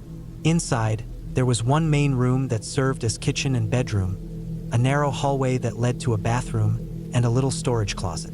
No TV, no Wi-Fi, just a few shelves, a metal bed frame with a stiff mattress, and a small table with 2 chairs. The first night was peaceful. The generator was loud, but it worked. I used it for a few hours to power the overhead light while I unpacked and settled in. I cooked some beans on the camp stove, sat outside for a while, and listened to the forest. It was colder than I expected, but not unbearable. I slept in my sleeping bag, fully dressed with the propane heater running. It was the kind of silence I hadn't felt in years. No cars, no sirens, no neighbors upstairs. Just the creaking of trees and the occasional rustle of something in the underbrush. The second day, I explored the woods around the cabin. I didn't want to go too far since I didn't have a GPS, and my phone was useless this deep in. I marked trees with pieces of colored string I had brought with me so I could find my way back. I found an old trail that hadn't been used in years. Overgrown, littered with broken branches and patches of thorn bushes. I followed it for about an hour before I decided to turn back. Something about the woods made me uneasy. Not in a supernatural way, just a gut feeling. The trees were too close together, and there were no signs of animals. No birds, no squirrels. Felt stale, still, like the woods were holding their breath. That night, the wind picked up hard. The trees groaned all around the cabin. The generator sputtered twice and finally quit around 10 p.m. I wasn't too concerned since I still had lanterns and batteries. I turned in early. Around 2 a.m., I woke up needing to pee. I bundled up, grabbed my flashlight, and stepped outside. It was pitch black except for the weak beam from my flashlight. I walked around the side of the cabin, did what I had to do, and was about to head back in when I heard something behind me. A single, sharp snap, like a twig breaking. I swung the light around, but there was nothing. No animals, no movement. I stood still for a minute, listening. Then I went back inside, locked the door, and tried to ignore the rising anxiety. The next morning, I found prints in the soft dirt behind the cabin. Not boot prints, not animal tracks, bare feet, human. The mud was still damp, and the prints were fresh. Couldn't wrap my head around it. Who would be barefoot out here? The nearest house was more than 10 miles away. I didn't know if I should be scared or angry. I spent the rest of the day walking the perimeter, calling out, checking for any signs of someone camping or squatting nearby. Nothing, just those prints and that weird silence. That night, I didn't sleep much. I left the propane heater off and kept my lantern close. Around 3 a.m., I heard the sound of something scraping against the side of the cabin. Slow, dragging scrapes, like something dull moving along the wood.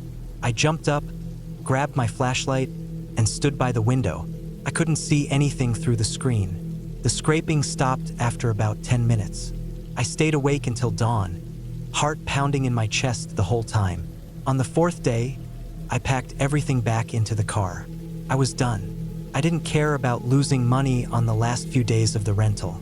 I just wanted out. But when I turned the key in the ignition, nothing happened.